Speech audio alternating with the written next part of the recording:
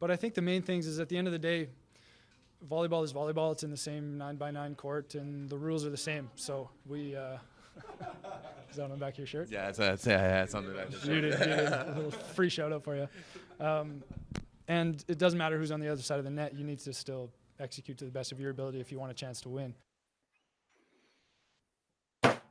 That's right, everyone. Welcome back. New year and same stupid intro. My name is Everett Delorme. That in Toronto. That is Rob St. Clair in Chicago. And this is episode 138 of the 9x9, the best 81 square meters of volleyball on the internet. Happy New Year, ladies and gentlemen. Welcome to 2025. 25. We're in only the second day of 2025. And I think I'm still a little hungover from my festivities, Rob. That means you did it. That means you did it right. You rang in the new year in style. Yeah, was up at a cottage in not quite northern Ontario, but just north of Muskoka, and it was really nice. We thought we were going to have internet, and got up there and realized that our friend's father, who we're not owning any cottages out here. If anyone knows anything about Toronto real estate, we're not owning anything at any time soon. But our friend's father had taken the internet with them, so we had a nice little disconnected New Year's. It was really nice. How about you? That is kind of nice. My New Year was great. I was just here in Chicago, having a good time. It's been a good week and a half of sort of Christmas, holiday, New Year. Extended time. I wouldn't say off from real work, but down or very quiet from real work, and watching a little bit of volleyball in between. But there also was kind of the last week, other than SuperLega Boxing Day, because they always play all those games the day after Christmas. There hasn't actually been that much volleyball played in the last week or so. But since the last show that we did, there has been a lot, and we will get into all of it. But a big reason why many of you are tuning in is to hear our takes on the top 10 players of the year 2024 lists. And we will certainly get into that. First, as kind of an appetizer for that it's fun, Rob, that we get to talk about this list about it this year, because we were such haters on it in our first few months of doing this show, all the way back in 2021. That's going to be a very fun conversation to have that people are looking forward to. First, we got to check the box that we acknowledge the fact that Imoko Corneliano won the Club World Championship. They went 15-0 in sets.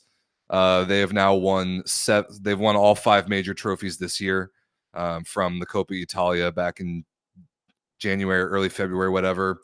Lega Volley Femminile, Champions League, then this season Super Coppa and Club World Championship to cap off 2024. In that time, they won 5 major trophies. They lost 2 matches.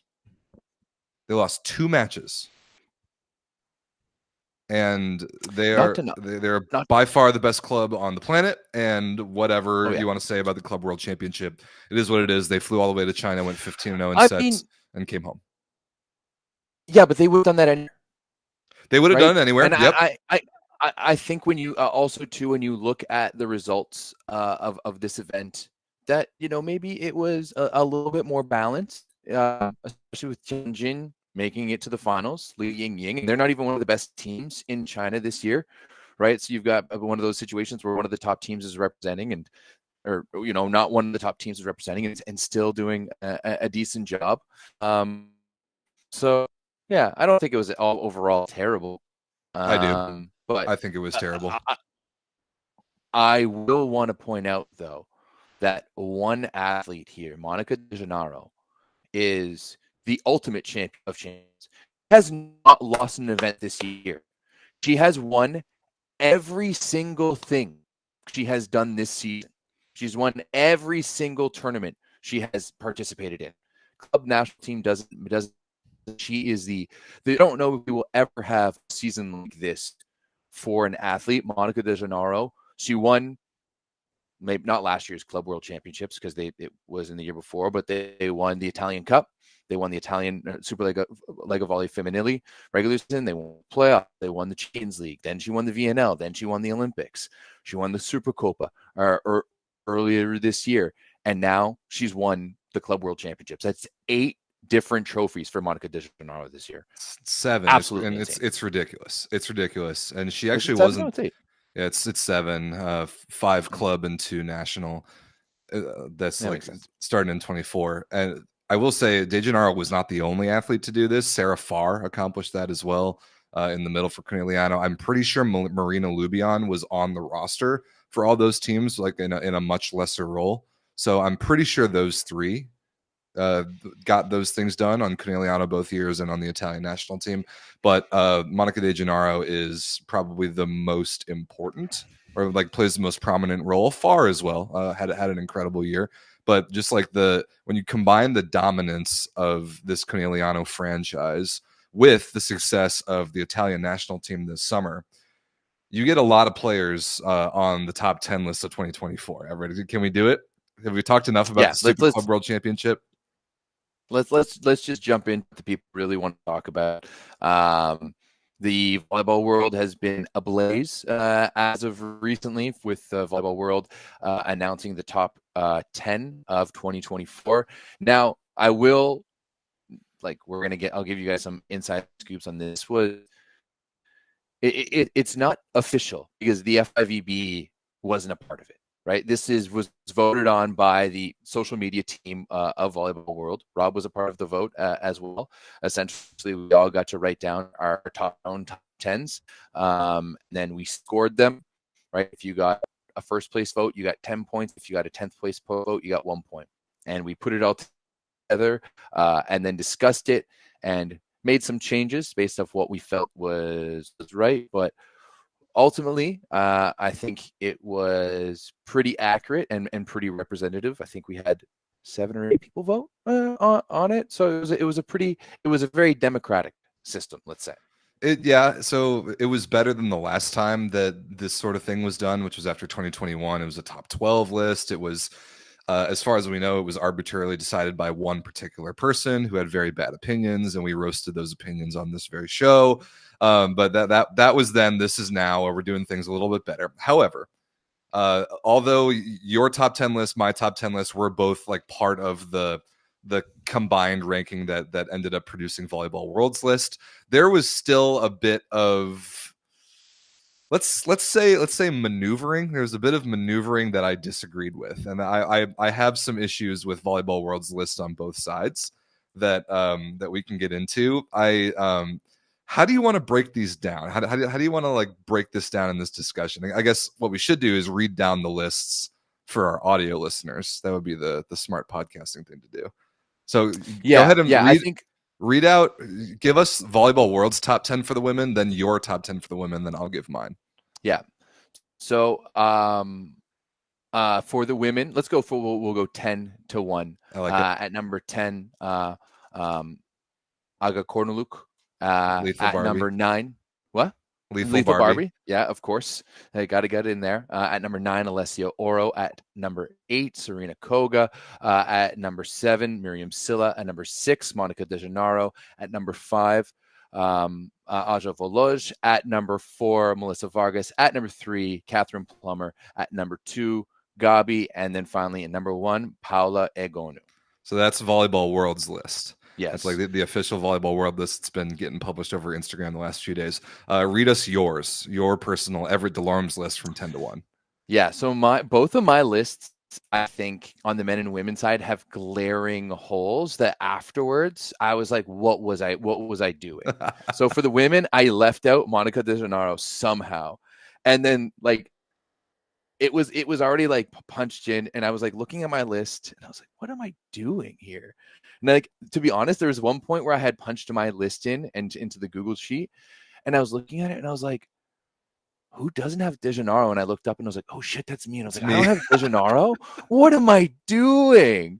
So I went Korneluk, Koga, Poulter, Obogu, Silla, Voloj, Plummer, Varga, Gabi, and Egonu. In that order. Okay. And you have some honorable mentions, right? Yeah, Anna Cristina D'Souza, Li Ying, Anna Denisi, Alessa Oro, and Monica De Gennaro. I think I might have added her in afterwards as a because she just completely. You want to, and the worst is, you want to know what actually happened is I added her in for you. Yeah. Oh, did you? I added Moki onto your honorable mentions list for you when I made the graphic. Oh man, it was yeah. So I look back at my list now and I was like, what was I on? like, yeah, not good. Yeah, it's I enjoyed reading this, and I'm sure the chat is going to enjoy it as well. My list for the top 10 women's volleyball players of 2024, 10-1. Joanna Volos 10, Alessia Oro 9, Miriam Silla 8, Sarah Farr 7, Isabel Hawk 6, Melissa Vargas 5, Gabi Guimaraes 4, Catherine Plummer Bowden 3, Paula Egonu 2, and Monica De Gennaro 1. So I was the only one of the whole group that voted on this to put Monica De Gennaro as the number 1 player in the world this year, and I'm curious to get into that discussion. My honorable mentions are let's see, Ana Cristina de Souza from Brazil, Serena Koga, Ana Danesi. I did put Tiana Bošković on the list, and I put Ada Erdem Dündar on the list, the Turkish middle blocker. Volleyball World's honorable mentions, this is just like the ones that were on the voting list that didn't quite make the cut. Isabel Hawk, Ana Danesi, Chako Bogu, Ana Carolina de Silva, and Sarah Farr. So to discuss this, Everett, obviously 2024 was an Olympic year. Yes. And the Olympic Games dominates these lists, as it should.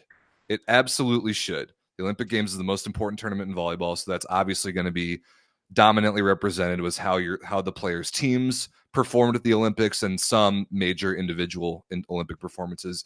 But there was more to it than that. And my big complaint about the Volleyball World list is that it seems to have completely ignored the club game in a way that I disagree with. There was still meaningful club competition. There were, like, especially the Conegliano run, and the players that participated in that absolute dominance didn't quite get the recognition on Volleyball World's list that I thought they deserved.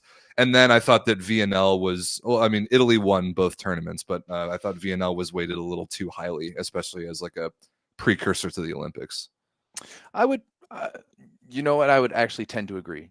You know, I think that it was a process that we started maybe a little bit later than we should have, and I don't think the process is at its best, let's say.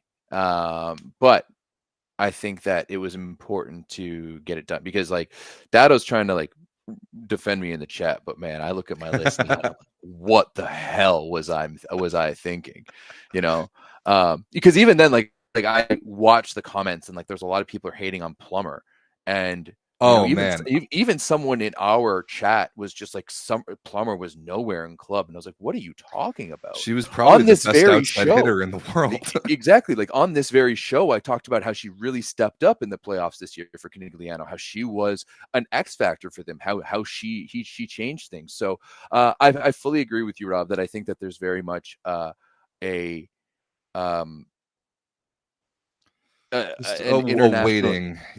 international weighted, and part of it I do think is kind of what have you done for me lately, right? Like Fair enough. last club season was so far away, it feels like, when you think about the whole scope of what's happened in the volleyball world since then.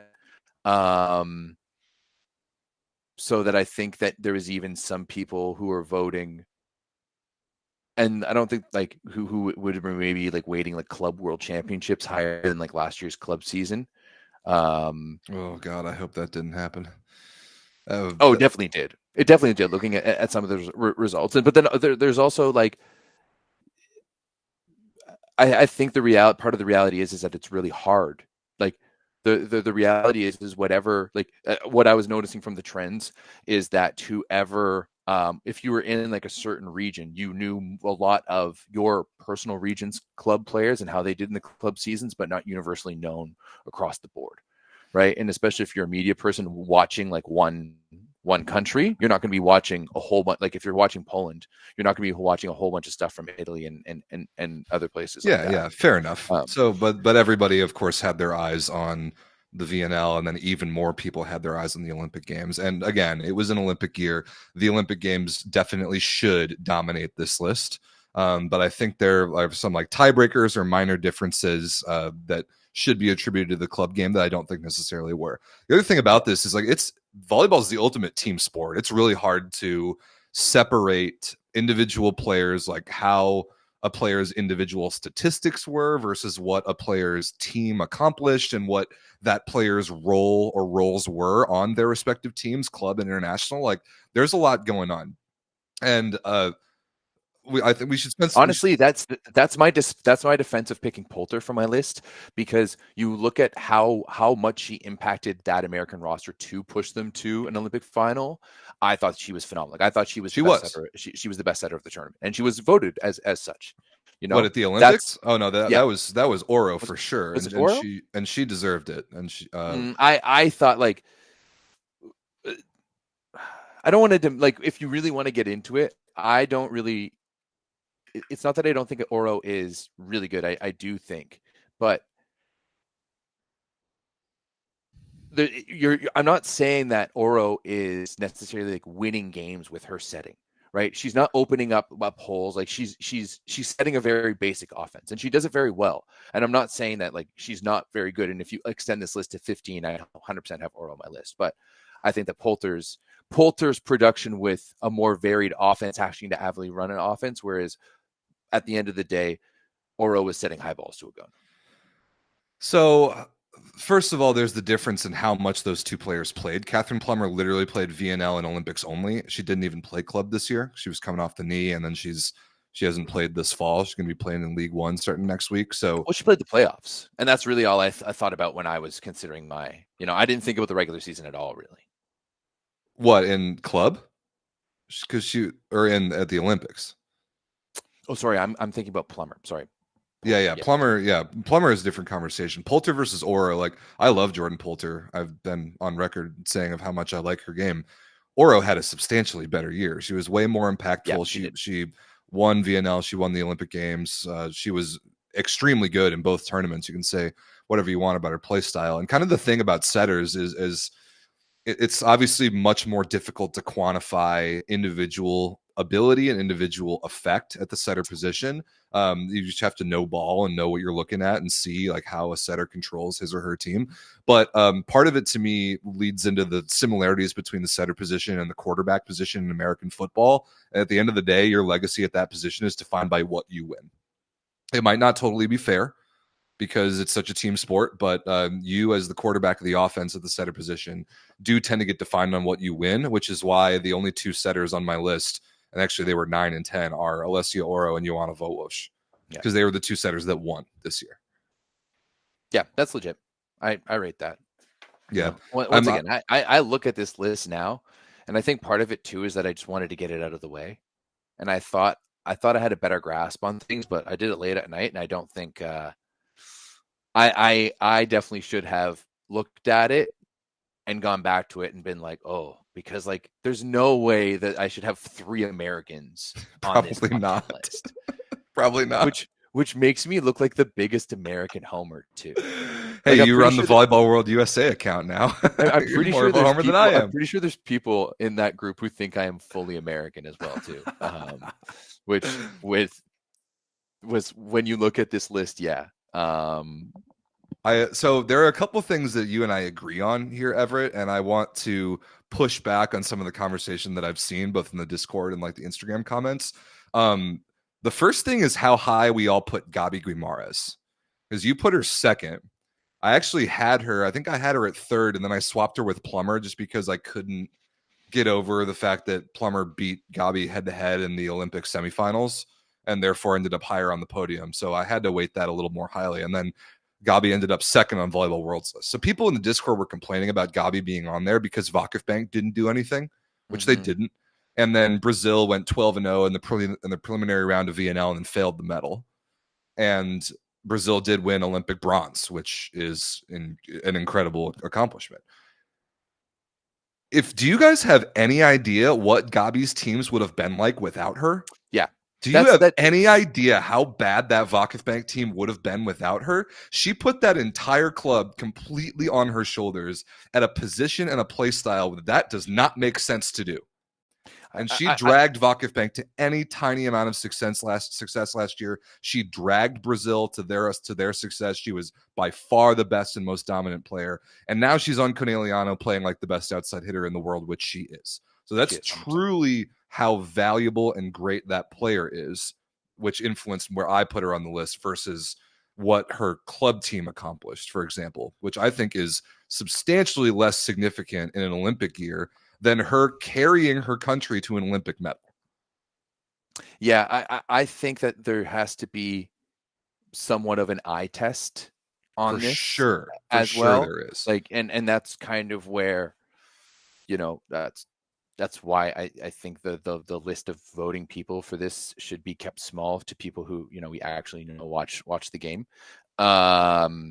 Because like everyone knows when Gabi is playing, right? Everyone knows when she's on the court on the opposite side. Everyone knows the threat that she is, right? And at the end of the day, I think this is also part of the reason why De Gennaro, even though she was the most accomplished player in terms of like trophies and stuff like that.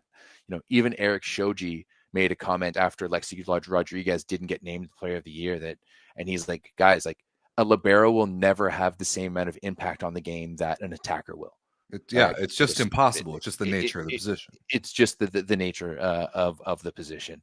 Whereas, like, I think Gabi impacts every single game that she's in, regardless of the result, and regardless if she plays well. In every single phase, too. In every single phase, right? So you guys if you don't really, really understand volleyball, when you watch a game with Gabi Guimaraes for whatever level, it is unbelievable the gravity that she has and the effect that she has on reception and the way that opposing teams have to serve against teams that she's on. Her reception ability is so good that her and whoever her libero is can practically pass the entire court on their own and take whatever third outside hitter and say, go hit. Don't worry about it. Stand on the sideline. Don't get hit by the ball. Don't worry about it. Gabi Guimaraes is such a good receiver that it changes everything about how opposing teams have to serve against her. Her impact is so massive, and that will never show up on a stat sheet. Yeah, you have to game plan so differently for Gabi than any other different player in the world. Right? Any other player in the world, like if you're going up against Agono, if you're going up against Federica Seifa, if you're going up against Hawk, right, or Vargas, there's ways to quell their game. But Gabi has an ability to just impact the game on every single touch. Her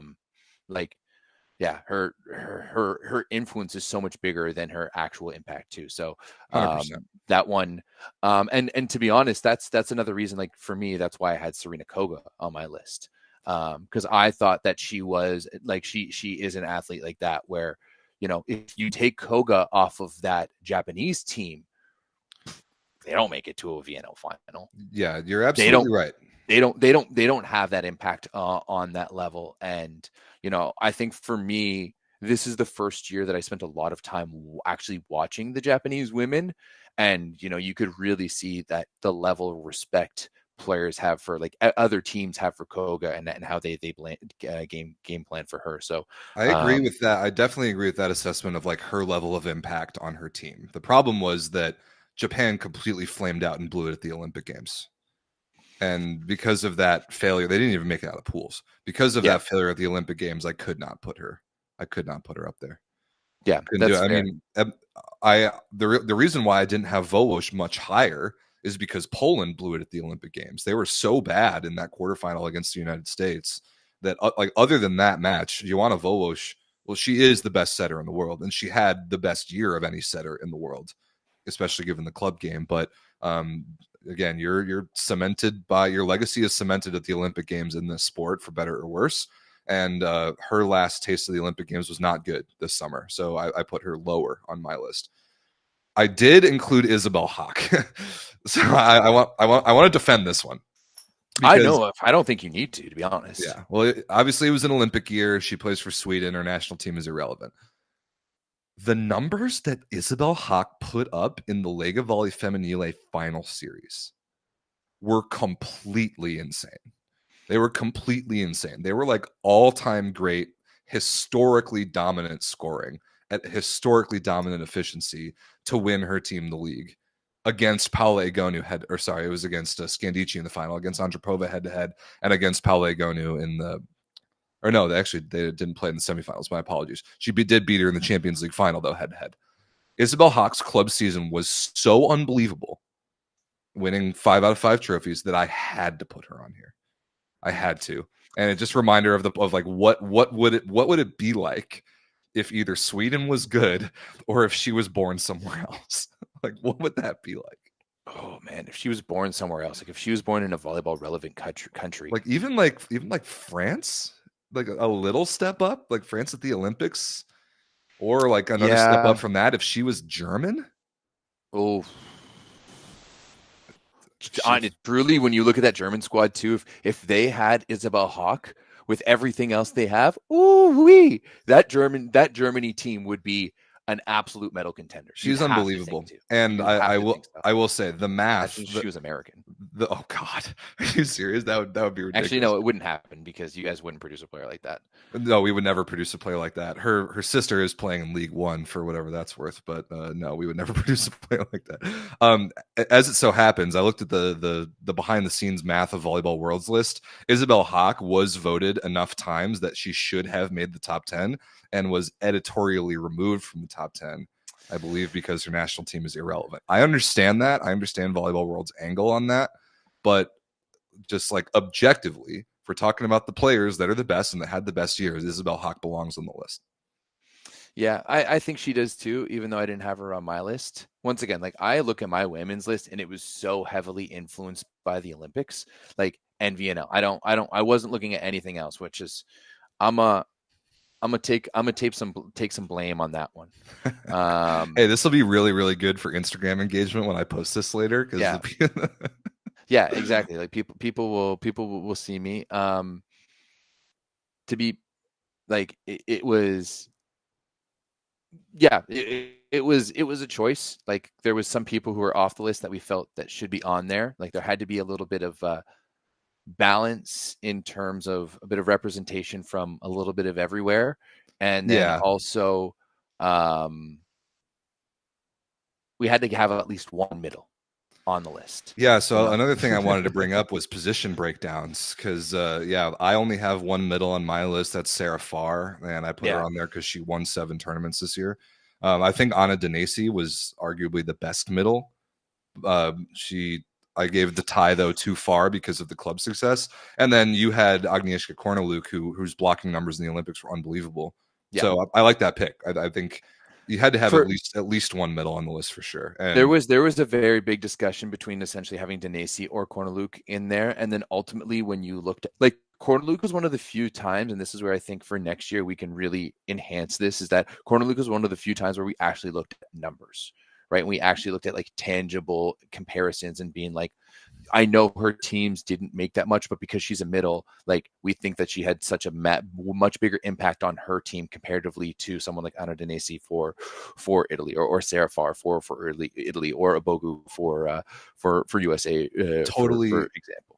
Totally fair take, and I actually use similar logic on my men's list, which we'll get to in a minute. Yeah. I think overall, like there's a lot of things learned in this process. Yeah. And that overall, at the end of the day, I don't think you're going to make everyone happy ever. Oh God, never. The one thing I will say, and somebody just our Turkish buddy Jem just brought this up in the chat. All 3 of these lists have Gabi Guimarães over Melissa Vargas, which is sure to piss off or ignite the rivalry between the Brazilians and the Turkish fans online. But Gabi beat Vargas head to head in the Olympic bronze medal match. End of discussion. Melissa Vargas belongs on the list. She won the league with Fenerbahce. Her club season was excellent. Her performances were excellent. Her VNL was not nearly as good. And she was the leading scorer at the Olympic Games, but she did not medal, and this is an Olympic year. And honestly, the fact that I even put her at 5th ahead of many Olympic medalists is a compliment because of how great she was individually. And once again, it's like when you take that Turkish team and you remove her and you put Karakurt back on the right side. That is not a team that is in a in a semifinal situation at the Olympics. No chance. Not a chance, right? So yeah, like you have to look at that. I think I'd really like next year, if we do this again, if we're a part of it, like who knows? There's so many ifs about it, but I think next year I'd really like there to be a much more cohesive like stat breakdown behind what's going on and why these players are so dominant. I think this year, like the calendar year 2025, will be really good for that, because like in 24 we have no choice but to weight it by Olympic success. Yeah, and in 2025 it'll be much more wide open. Even like the stupid semi-meaningless world championship that'll be played later this year. Like it will afford us the ability to be more statistical in how we analyze these things, which I like. The last two things I want to say on the women's list, I have Paula Egonu at number 2. Obviously, she was the greatest player in the Olympic Games. She was the MVP, which is well deserved. She was unbelievable, and she played like the best player in the world and like one of the very best players of all time, which she is. And I don't disagree with anybody who put her at number 1 because of how good she was in the biggest tournament in the biggest moment. But I had to put Monica De Gennaro at number 1 because how many times ever again are we going to see a player go 7 for 7 in major competitions in a season, including an Olympic gold medal? She won 7 tournaments in 2024. She lost 3 matches in the year. She lost 1 match in the Lega Volley Femminile semifinal to Novara in 5. She lost 1 match in the Lega Volley Femminile final to Scandici, also in 5. And she lost 1 match in the VNL preliminary round to Brazil, also in 5. 3 losses on the year, none of which impacted anything because she, in all the competitions of those 3 matches, she ended up winning.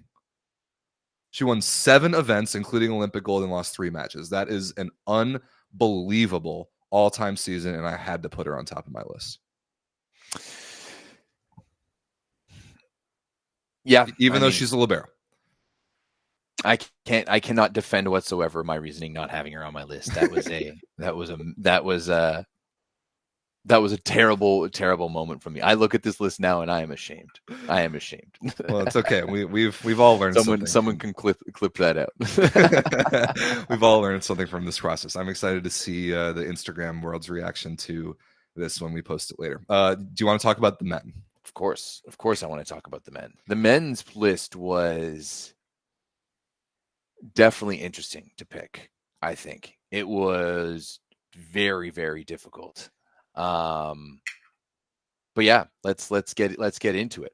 Yeah, I'll read them down. Volleyball World's list for the top 10 men's players of 2024.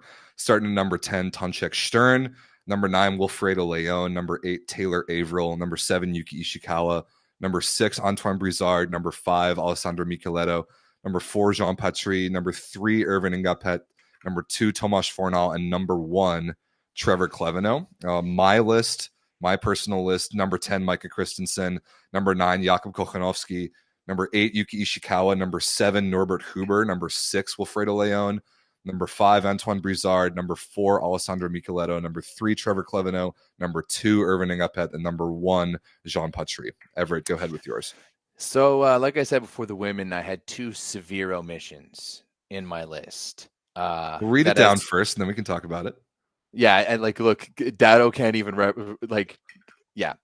So I go Ishikawa at 10, Averill at 9, Stern at 8, Cleveno at 7, Micheletto at 6, Leon at 5, Brizard at 4, Huber at 3, Ngapeth at 2, and Patry at 1.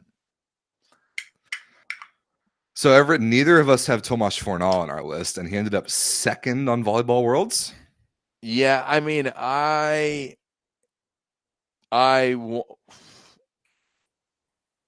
don't know how I left. Fornal was like, at least I had Fornal in my honorable mentions.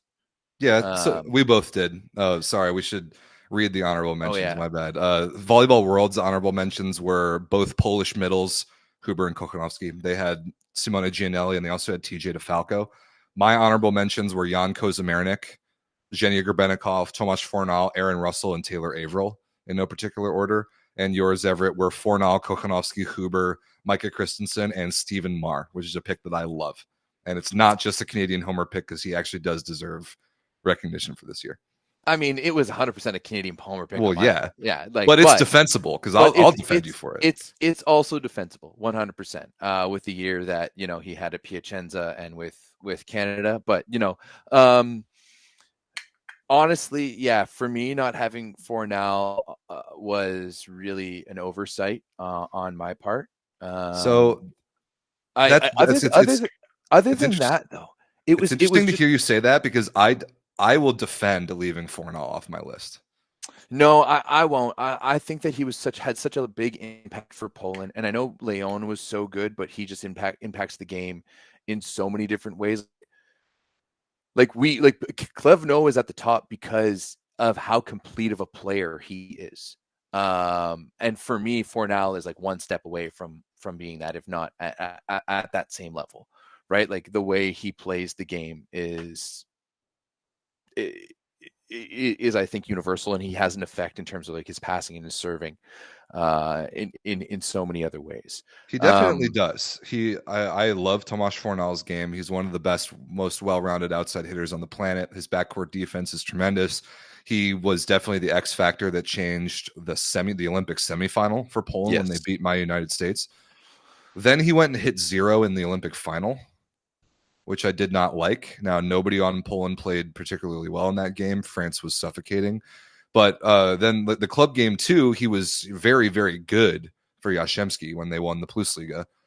He was not clutch enough when they lost the Champions League final to Trentino. I thought he should have been better in that match. Yeah, but once again, like he's in all of those positions. He right? is, and he was one of the few players this year for men and women, or for on the men's side, sorry, who was able to put himself in those positions kind of consistently. I think he was the only one on the men's side. Norbert Huber as well, Yes. who also on JW. And Huber was so good in the PlusLiga season, like breaking the all-time blocks per set record and winning MVP from the middle blocker position, that like I had to put him on here. I mean, Olympic silver, even though he came off the bench for a good portion of the Olympics, but he was so unbelievable and so impactful in club. Just like you said for Lethal Barbie, like her blocking numbers were had such an impact from the middle position that I put Huber on the list. But I will stand by not putting Fornal on there because he needs his job on the teams that he's on, other than, well, at least on JW. Not quite so much on the national team because he's next to Leon. He needs to be the guy in gold medal matches. And he went 0 for 2 in meaningful gold medal matches this year, like single match scenarios. But he's not, especially for Poland, he's not designed to be the guy. No, he's not the P1, he's the P2. Right. And especially like with the way that Leon had been playing, like once again, Leon, well, part of the reason why he's so high on this list, and I know a lot of people are being like, he did nothing for Perugia last year, which in a sense technically is true. He won, but he didn't do much. I agree. But no, I think like, because there was points in the playoffs where being like, Leon is saving his legacy. Like I fully stand by that. There was a few key matches where Leon came through, and if it wasn't for him, like they might not have been in that position. They may not have won championship. I agree. Right. Like he stepped up. He wasn't consistently their number one option, but there was a number of times, and then he went and was the top scorer in the Olympics. And he was unbelievable in the Olympics, and cemented himself as one of the very greatest players of all time, because now like the performances that Leon has put up individually in the last 2 Olympic games, now that he, everyone knows about his whole career, dominant in the Champions League, defected from Cuba, was searching for a national team, finally got the chance to play in the Olympics. And if people remember in 2021 that Poland lost in the quarterfinal, but they don't remember how good Leon was individually. Then he followed it up again this year and took home hardware. Got Poland past the quarterfinal curse, won Olympic silver, was the leading scorer of the tournament. No brainer to put him on there. But yeah, like, and then also too, another thing, like Leon, for me, having him high was also where I was actually taking a look at the run he had this season so far with Lublin and what he's been doing in the PlusLiga and totally what he's been doing on, like it's actually been incredible what he's been able to do on that Lublin team. And I know they've cooled off a little bit since the beginning of the year, but still, like for a while there at the beginning of the season, that's kind of all we could talk about. So he's still proving that he's still an elite and one of the best players in the world. He's not unequivocally the best player like he used to be, but he's still one of the most elite players in the world. Definitely. And I love the fact that when his team needed the best out of him, he produced that. That's like the one thing that I think kept Fornal off my list. Is that I don't love my memories of him in the Champions League final and in the Olympic gold medal match. Damn good player, very good, successful season, though.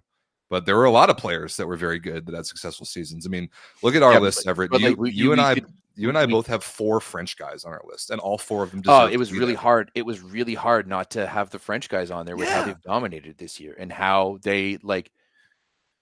You don't really see it like that where a team wins the VNL and then goes on wins the Olympics. Actually, that's not true. I'm going to take that back because it happened on the women's side too, and I know it's happened in the past as well. But still, like French volleyball dominated this year. Yep. Right. Like even when you look at the club level, if you look at the PlusLiga and the guys that were successful there, they were mostly French, right? Like Clevno, Patry. Basically, all of those guys except for Engapeth played in. Dude, Engapeth was good in the FLR League. He won a title with Hawkbank. Like he had decent, like meaningful club success in like last season before then. You also in the French league this. You also can't not have the Olympic MVP. High up on the list, right? Of course. So, I think there was just an agreement in putting Clevno first that his overall game and the way he impacts everything is just unreal, you know. Overall, I know some people were complaining about Tonchek Stern, but if you look at his numbers from VNL and the Olympics, they're absolutely unreal. I know he didn't play on a fantastic team; like he played in like Greece or something, played Champions League, but like his run over the summer with Slovenia was unparalleled. Like it was very good. No one was putting up numbers like him. So I think you had to get him in there somehow. The problem with Stern for me again was in the moments that mattered, because Slovenia was tremendous. VNL preliminary round and games they needed in order to qualify for the Olympics. They went 11-1 and then failed to medal. Then in the Olympic Games, they went 3-0 and they won their pool.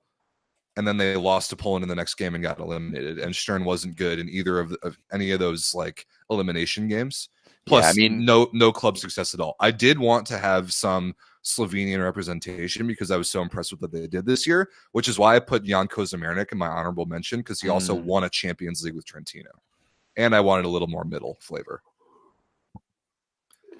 So there are people in the chat right now, Everett, complaining that we have Alessandro Micheletto on this list. Shut up. Did you guys see the numbers that he put up for Trentino in the SuperLega regular season and playoffs? I know they got 4th. I know they lost to Monza and then they, kind of fell asleep in the 3rd place series that nobody cares about. He won a CEV Champions League after taking 2nd like years in a row, and he put up numbers that were so ridiculous. He was like 45% efficiency on the season or something, and like top 5 in every single statistical category as an outside hitter in volume and quality. He was unbelievable and is the best player on the planet. He is. I know Italy had a bad summer. It's well documented. He is the best player on the planet.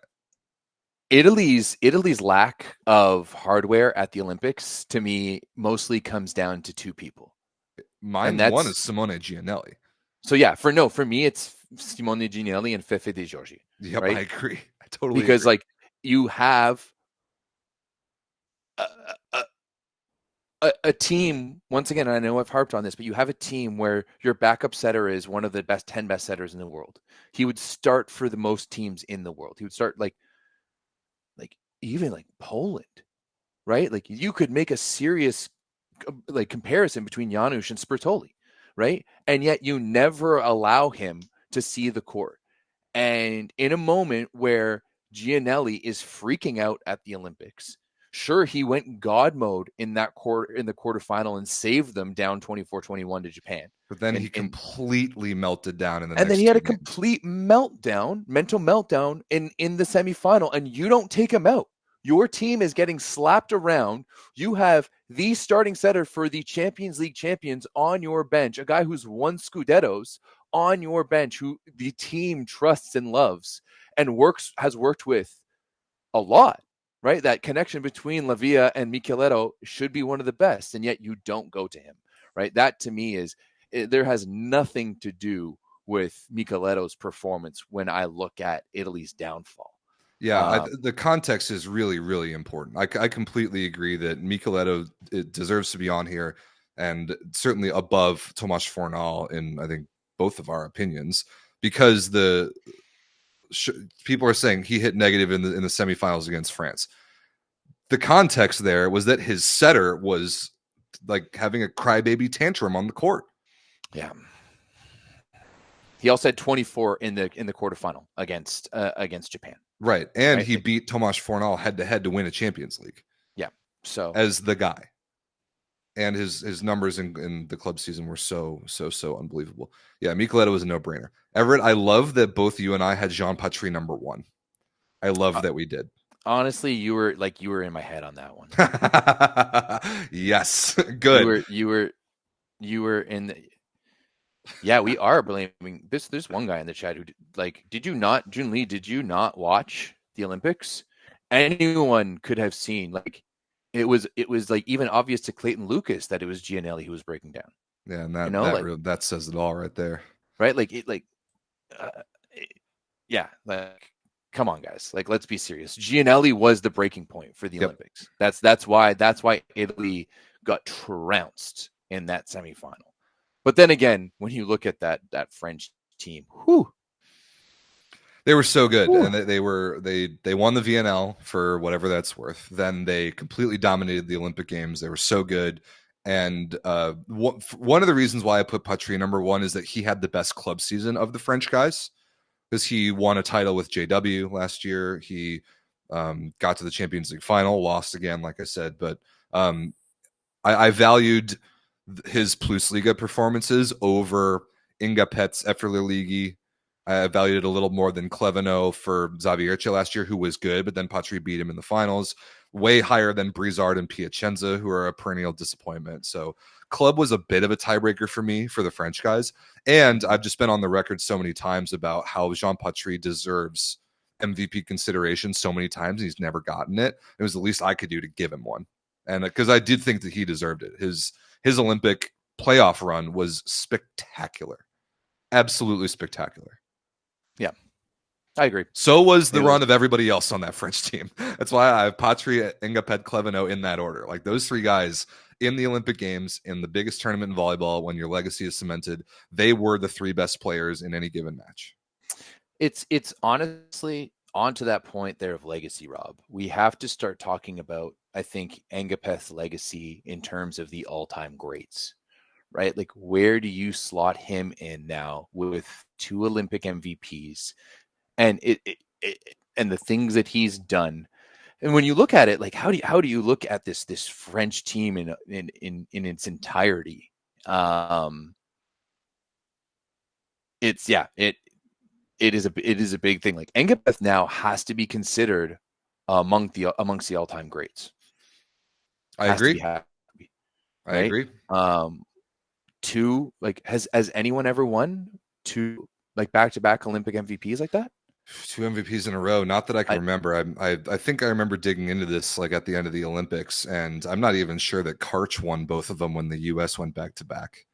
I think he won one and not the other. So it's remarkable. It is an all-time achievement. And again, this is 2024. It was an Olympic year.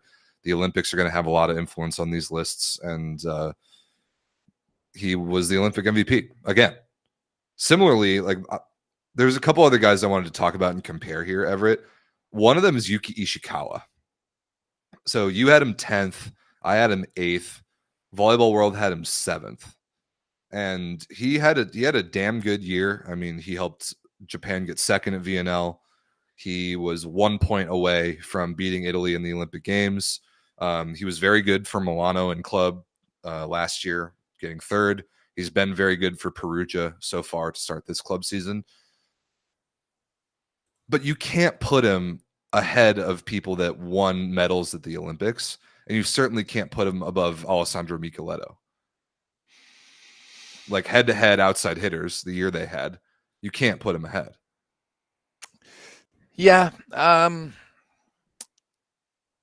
I do think that for that one, there was, some voting where he was higher up on some people's lists. And because of that, he was, pretty high up there in terms of the voting. And let's be serious. Volleyball World knows who their audience is. So I understand what they're doing. And I mean, like, okay, it's actually drastic when you see the behind of it, of how much the numbers change when you're talking about Ishikawa and anything Japanese. It is I kind of couldn't see it at a little bit, and yeah, no, I think maybe once again that this one can be also a little bit justified by just general presence. Definitely. Like if you removed him, what and would happen to his team? Yeah. and also too, like, I think if we had had this conversation for 2023, he's way higher up on the list. If you look at Japan and what he was able to accomplish for Milano in 2023, and you know, and what he was able to do with Japan in 2023. If we're talking about 2023, I would have had Ishikawa in maybe my top 3, right? Say probably top 5-ish.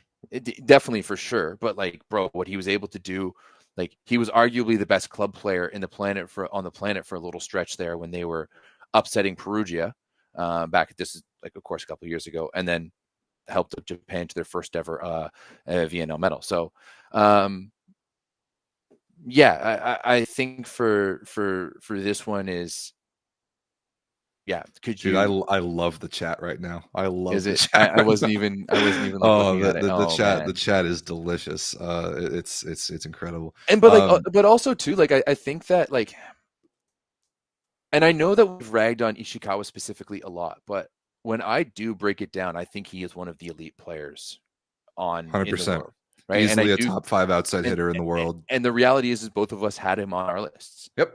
So you can't go out there and say that he doesn't deserve to be there. Yeah. I actually think that the men's list is actually pretty accurate in terms of what from Volleyball World. I actually like it quite a bit. I know a lot of people have problems with Averill at 8, but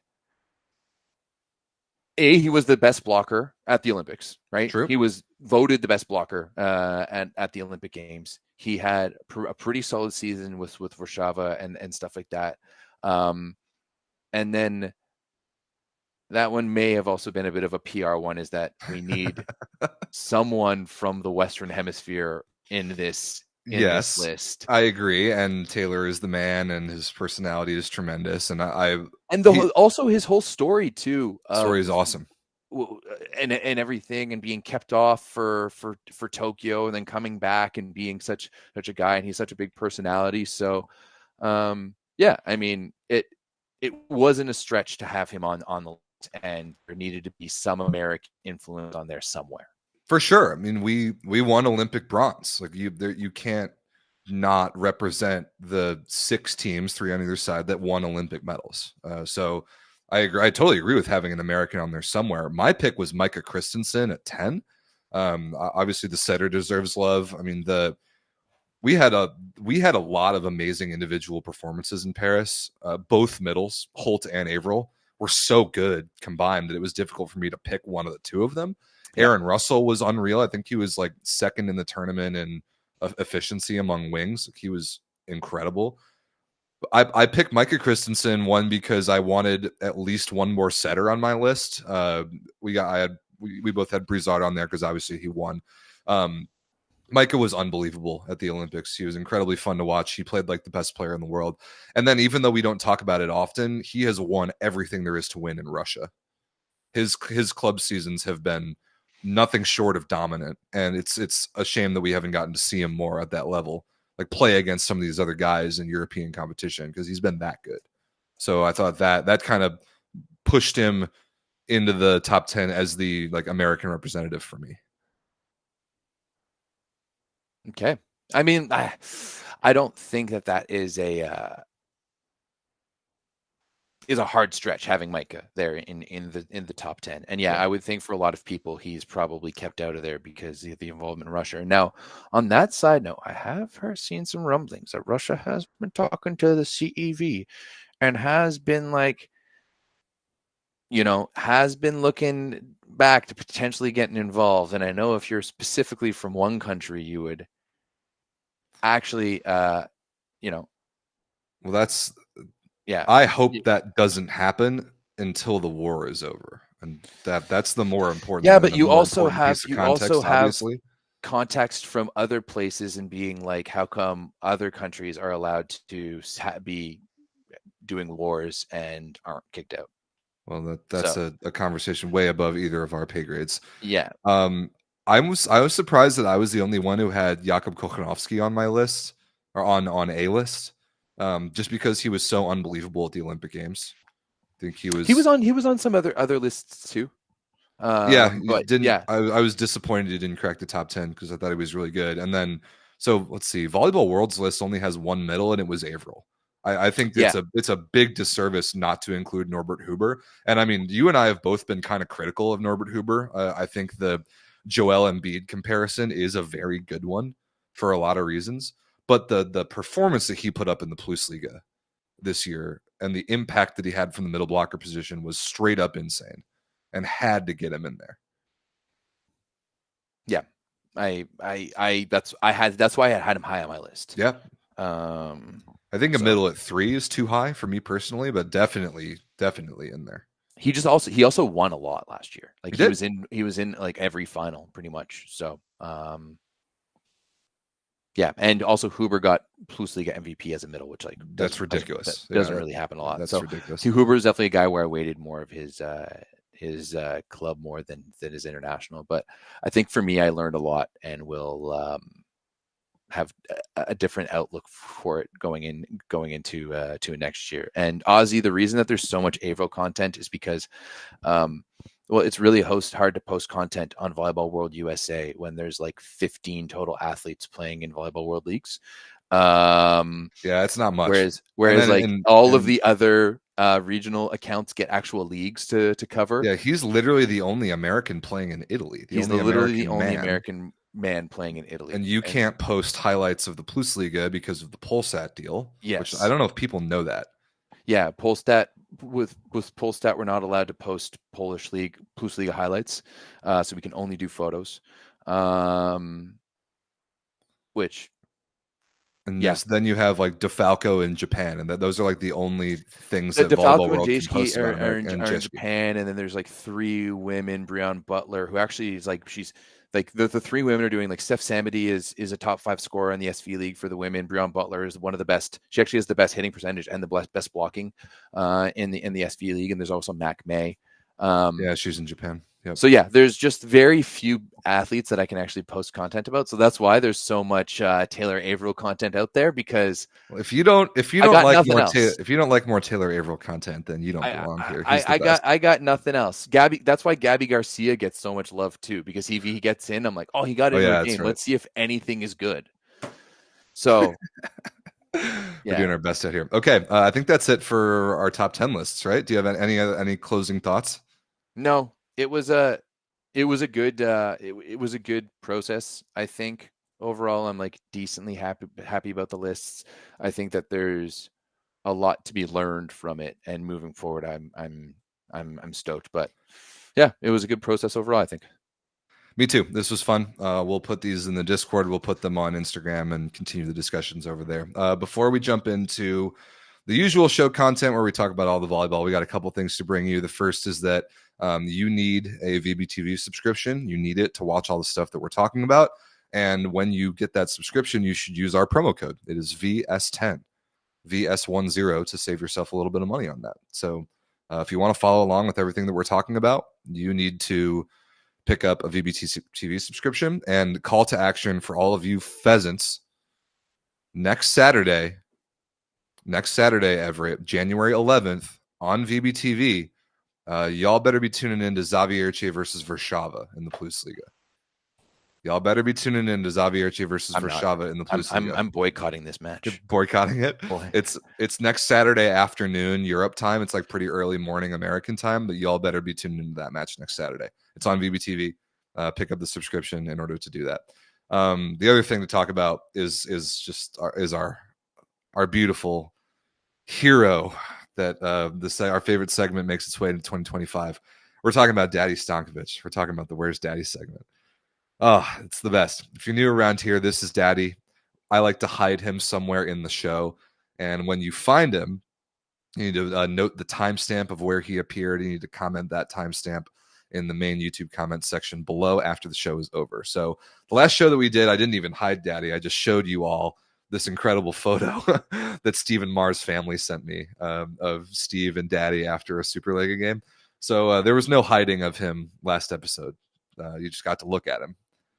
But he is hidden in this episode. So keep an eye out for Daddy and note the timestamp of wherever he shows up and comment that after the show is over, and you will get a shout out the following week.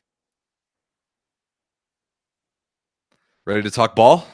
Yeah, let's talk a little bit of ball. I've got to start first in l'Amérique du Nord, in North America, here. Is that where we're going first? I thought that's what we were doing. I thought we were going to NCAA now. I think we're going to save NCAA for later. We can like bring all the American stuff at once. I kind of want to start in Italy. I think there's a decent, Italy, and then like a sort of a blanket statement for 2025 is that there was a little bit of movement, a little bit of club transfer news. So that would be a decent. Well, now you want to talk about club transfer stuff in the middle of the season? Well, because it matters. It's club transfers for this season. I'm just busting your balls. All right, let's talk. All right, then let's talk about the Italian Cup. Then realistically for me, there's one match that I really want to talk about, and I think there should really only be. Not that there wasn't interesting matches, but man, Verona taking down Piacenza is not something I would have foreseen. Not at all. I could have foreseen it. Piacenza is a Jekyll and Hyde team. What I did not foresee is just like the caliber of a match that this was. This was an unbelievable volleyball match. This was outstanding. This was great. Verona goes up 2-0 at home. Piacenza claws back, gets it to a fifth, and then basically on Nomori Keita and Rokmozic's shoulders, Verona gets it done. And the outpouring of emotion afterwards when Verona won that match and clinched a spot in the semifinals of the Italian Cup in Bologna, like that was what sports is all about, man. I mean, Rokmozic was in tears after that win. That is what sports is all about. I really got hit in the feels by that game because the quality of entertainment, the back and forth, it was just awesome. Yeah, and we are seeing really like this year, we've really been seeing a star being born. And I think this match was really one of those matches where you're going to look back and being like, oh shit. Like that was because of this guy, like Nomori Keita out there dropping 30 in this one, 27 for 48. His efficiency isn't the greatest, got blocked 5 times with 3 errors, but still over 5 sets, like 8 errors isn't terrible. And I honestly think too that there is something about playing in Verona right now that like the crowd in Verona, that home court advantage that they have there. It's been good for years. And now that the team is like a legit top 4 contender in the SuperLega, that electricity is just like that much more like tantalizing. You can feel it watching on the other side of the world, which is rare. It is rare too. And this is something that I need to bring up with some people is that like the overall sound design coming out of VBTV is so very poor. Not only is it very low, but there's always a weird mix between what's happening in stadium and what's happening with the announcer. Yeah, the mix is brutal. I'm an audio guy. It drives me nuts. You're absolutely right. It is. And it's something too that I've noticed that like sometimes I'll like turn on something else as I'm watching a match and if you're playing YouTube at the same time as VBTV, you need to bring YouTube down so much to be able to hear VBTV under it. But you could feel it in this match. Keita is something else. He just brings a different type of energy to the court, and he just kind of finds a way. His swing is a little bit unconventional, but part of it, I think that's kind of what makes him so good because he just goes up there and smacks the ball, but has really good hand contact and can kind of carve. And he's also just has the balls to make shots that no one thinks he should, right? That's my favorite part about his game. He doesn't really have safe shots. No, in his never. arsenal. I love it. I absolutely love watching it. Terminate. Yeah. Go up there and kill. End the point one way or the other. And in so many cases this year, it's worked out amazing for Verona. Again, he's played 2 different positions this year. He played outside hitter the first like 4 or 5 games and is putting up. Is he still at 7 points a set, or did he drop a little bit underneath that?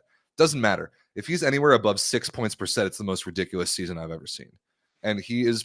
It's almost like an old school flavor of opposite in an era that doesn't really have that anymore. Now that he's on the right side where he belongs, just banging away at high balls, just banging them. And I like the point you made about his hand contacts, even though his arm is a little bit weird and he gets up so crazy high. The fact that his hand contact is so consistently high quality enables him to be so good and to like hit at a relatively low error rate. It's my complaint about some other high flyers in the past, like Matsuya Muzai, Ben Patch, like guys like that are big and that reach really high, is they all have terrible hand contact, so they spray the ball to the back wall all the time. That does not happen with Nomori Keita. I think oftentimes, especially in the opposite position, sometimes I think opposites are like some of the least athletic players in volleyball. Because oftentimes the opposite is just a big doofus who's just stuck on the right side and just being told to hit the ball. Which so in a way works. In a way works. But yeah, like I think Keita he also, like, right now we're in a smaller era of volleyball. We don't have a lot of monsters, right? And then even when we have a guy like Sapochkov, he doesn't really get the job done, right? Like he's not really that dominant. We're seeing Keita, who can be just as effective on the right side as pretty much anyone. Like you can't say that maybe right now in the world he's the best opposite. Like that's such a great question, and it's really find it tough too because of what Patrick Indra has been doing in great point. I think it's in Poland. I think it's really hard to rank opposites right now. I think it's like kind of a hot and cold, streaky position by its nature, and there's a lot of good ones and none that like consistently dominate the game like they do on the women's side, just because it's like the era of men's volleyball that we're in right now. But Keita is 100% in that conversation for, if not the best opposite on the planet. He is way up there. And I love watching him. And I like the point you made about athletic opposites. Like, I think explosive is the word that comes to mind, that you don't always see the most explosive opposites anymore. But it's why I love watching Keita so much, and why I love watching a guy like Wasim Bentara so much, is that just the explosion off the floor and the ball off their hands is really, really fun to watch. Yeah, it was. Keita is just something else. And now I don't really understand how Verona keeps winning otherwise. Like, the Raw coming back has been a huge addition for them. That's absolutely massive. You have 2 world-class shoulders on each pin. I think Abayev has been actually really good. He's been really good. I've been really impressed. Abayev has really just settled things down, mostly because he can actually get to the ball. And you really need that when you're, although they were passing really well in this match. Their passing numbers are outstanding. Certainly by Verona standards. Yeah, especially by Verona Stanfords. And Francesco Sani, can he play for the U.S. national team? I don't think so. How does this work? Because he is American. He played for U.S. junior teams. I'm not sure exactly how it works. Somebody, if you're Italian and in the chat, but he's not. He wasn't naturalized, right? He has Italian citizenship. His dual citizenship. I think that the way I would guess that it works is whenever he first appears on a senior national team roster, he's stuck there. That's what I would assume. I know that he was in the gym with the Italian national team last year, but I don't think he appeared on any rosters. But because he's not naturalized, I don't think that actually makes a difference. I don't think he's actually I think in theory he's eligible to play for both teams, right? And we see this in soccer for sure.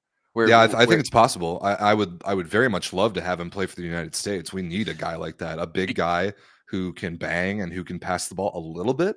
Especially I don't know if you guys saw the clips with John Spera on Volleyball World USA on Instagram, but we talk about how one of the first things Karch is going to have to do with the U.S. national team is kind of figure out that youth movement. Yep. And Francesco Sani has to be looked at. Like him and Ewart have to be looked at full on. But we're Well, getting if you're Sani, even you've been in Italy, you've been in the mix there. You get a phone call from Karch Karai, you better pick up the phone. I'll leave it if at you're that. an American and you don't pick up the phone for Karch right now, like the only people who should maybe not be picking up the phone is the guys who started in the Olympics this year. Oh yeah, the old guys. Yeah, give me a ref. Anyway, back to this match. Very fun match. Verona was great. Keita is great. Piacenza, not a bad performance from them, at least by the wings. I'm really happy to see Alessandro Bovalenta starting to get some run and Bovalenta play with a little bit of confidence. Is starting to be a bit of a problem. Like he's starting to roll. Yeah, like I'm starting to be a little less surprised when he scores. I like him. I like the move to go to him a little bit more. I'm curious that Piacenza can't score out of the middle. Their middle attack is hopeless.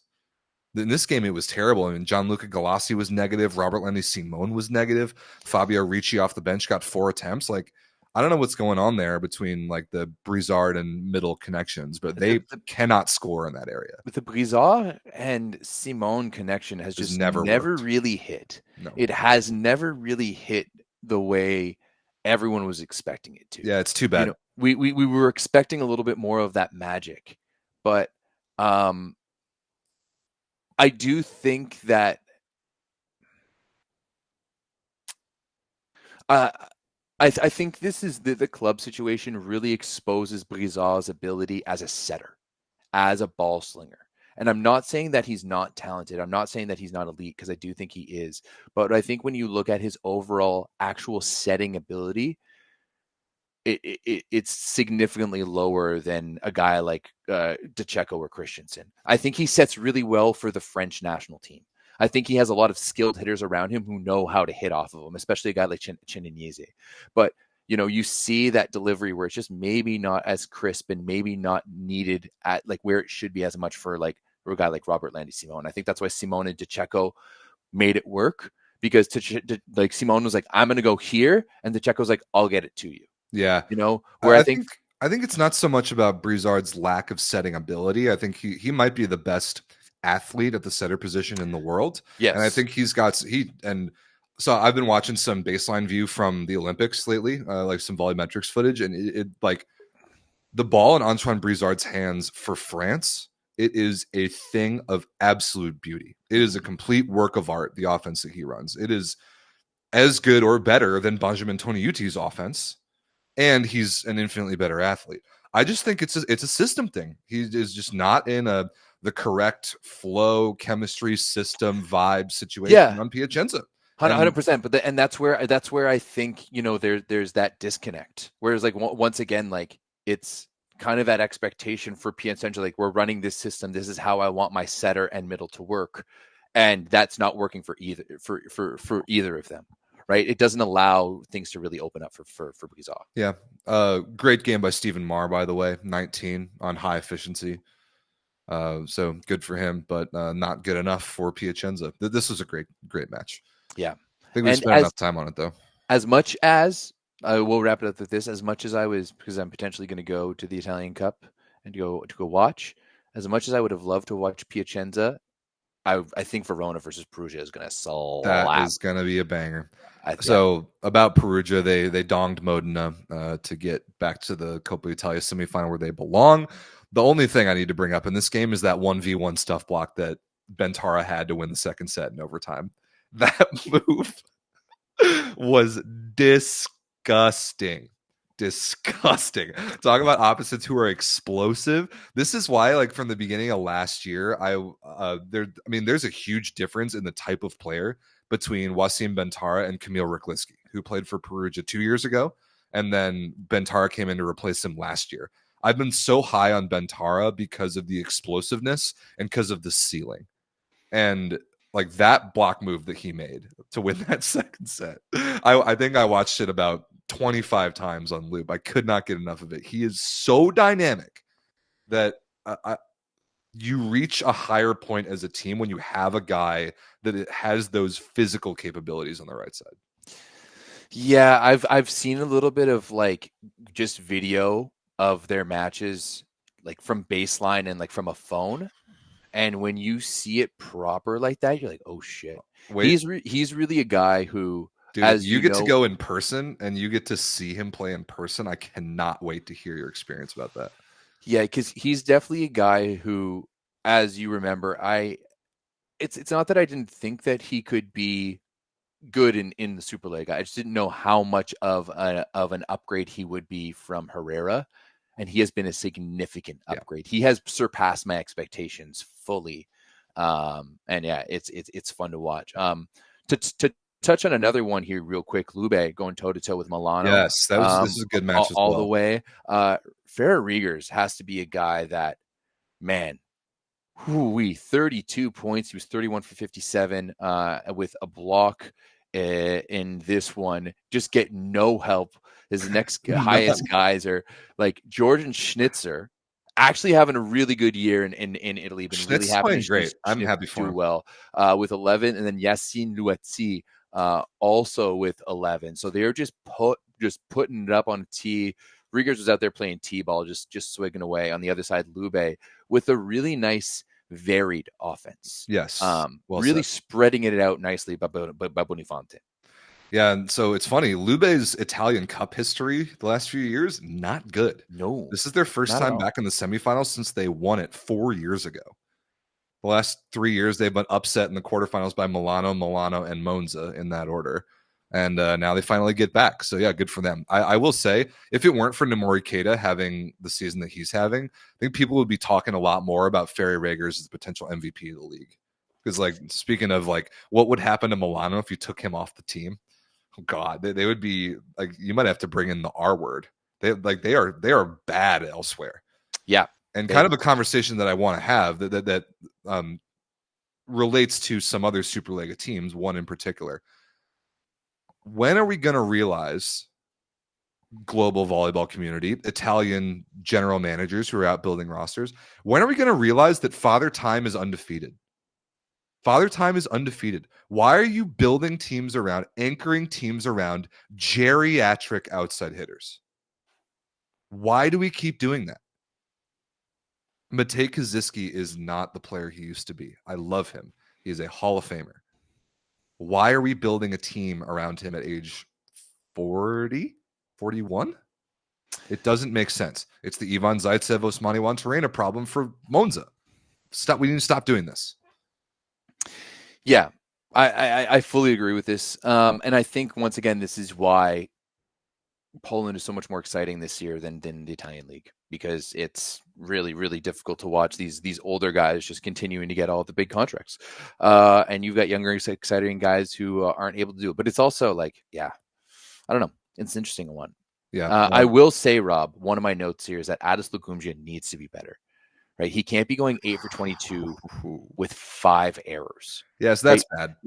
But where I will actually rate Lugumzia in this one is the fact that he was struggling offensively, but helped out in other areas. 3 blocks, 3 aces, right? If you can't get it done where you need to get it done as an opposite as well, then you need to be able to get it done elsewhere. So maybe that's a situation where we see a bit of a different situation. Like, does Lube, if Lugumzia is struggling, does Lube go to a 3 outside hitter situation? They could. Right? They've got the horses to do that. I agree that Lugumzia contributed elsewhere. He was not good on offense. He led the team in serving attempts, had 3 aces. That's good to see. And Lube, just by their nature, they're so fragile with their foreigner limit problems. They're going to cycle in wings a lot. Mm-hmm. I don't hate giving Adis a game or 2 off now and then, just because of the volume that he takes. And like, we've seen him struggle to finish seasons in March and April. You know what? Like, Lube plays, I don't know, who does Lube play? When Lube plays a bad team coming up next in the SuperLega, like, well, they play Verona this weekend, so you can't do that. But like, they play Cisterna the following game. Maybe give Adis the day off. Play 3 left sides. Make it work. Figure out what you've got. See if you've got some contingency plans. I don't hate that. Yeah. And yeah, they have Petar Dziewic, who's really good, and he's just sitting on the bench most of the time. Yeah, that's a nice option to go to as well. Lepke was actually really good in coming in off the bench this one. Typical Lepke, not getting a lot of looks, but really high efficiency. He's doing what he can. Trentino beat Cisterna. I did not watch that game. No, Micheletto was unreal though. 24 for 34. With 2 blocks and 3 aces. He has been, you know what? Like there has been, like I know 29 points in 4 sets is a left side. What are we talking about here? I know Keita has been unreal, and Keita's averaging like just over 6.3 points per set. Micheletto's still averaging 5 points per set. He has been and really good. And y'all didn't want us to put him on the top 10 list for 2024.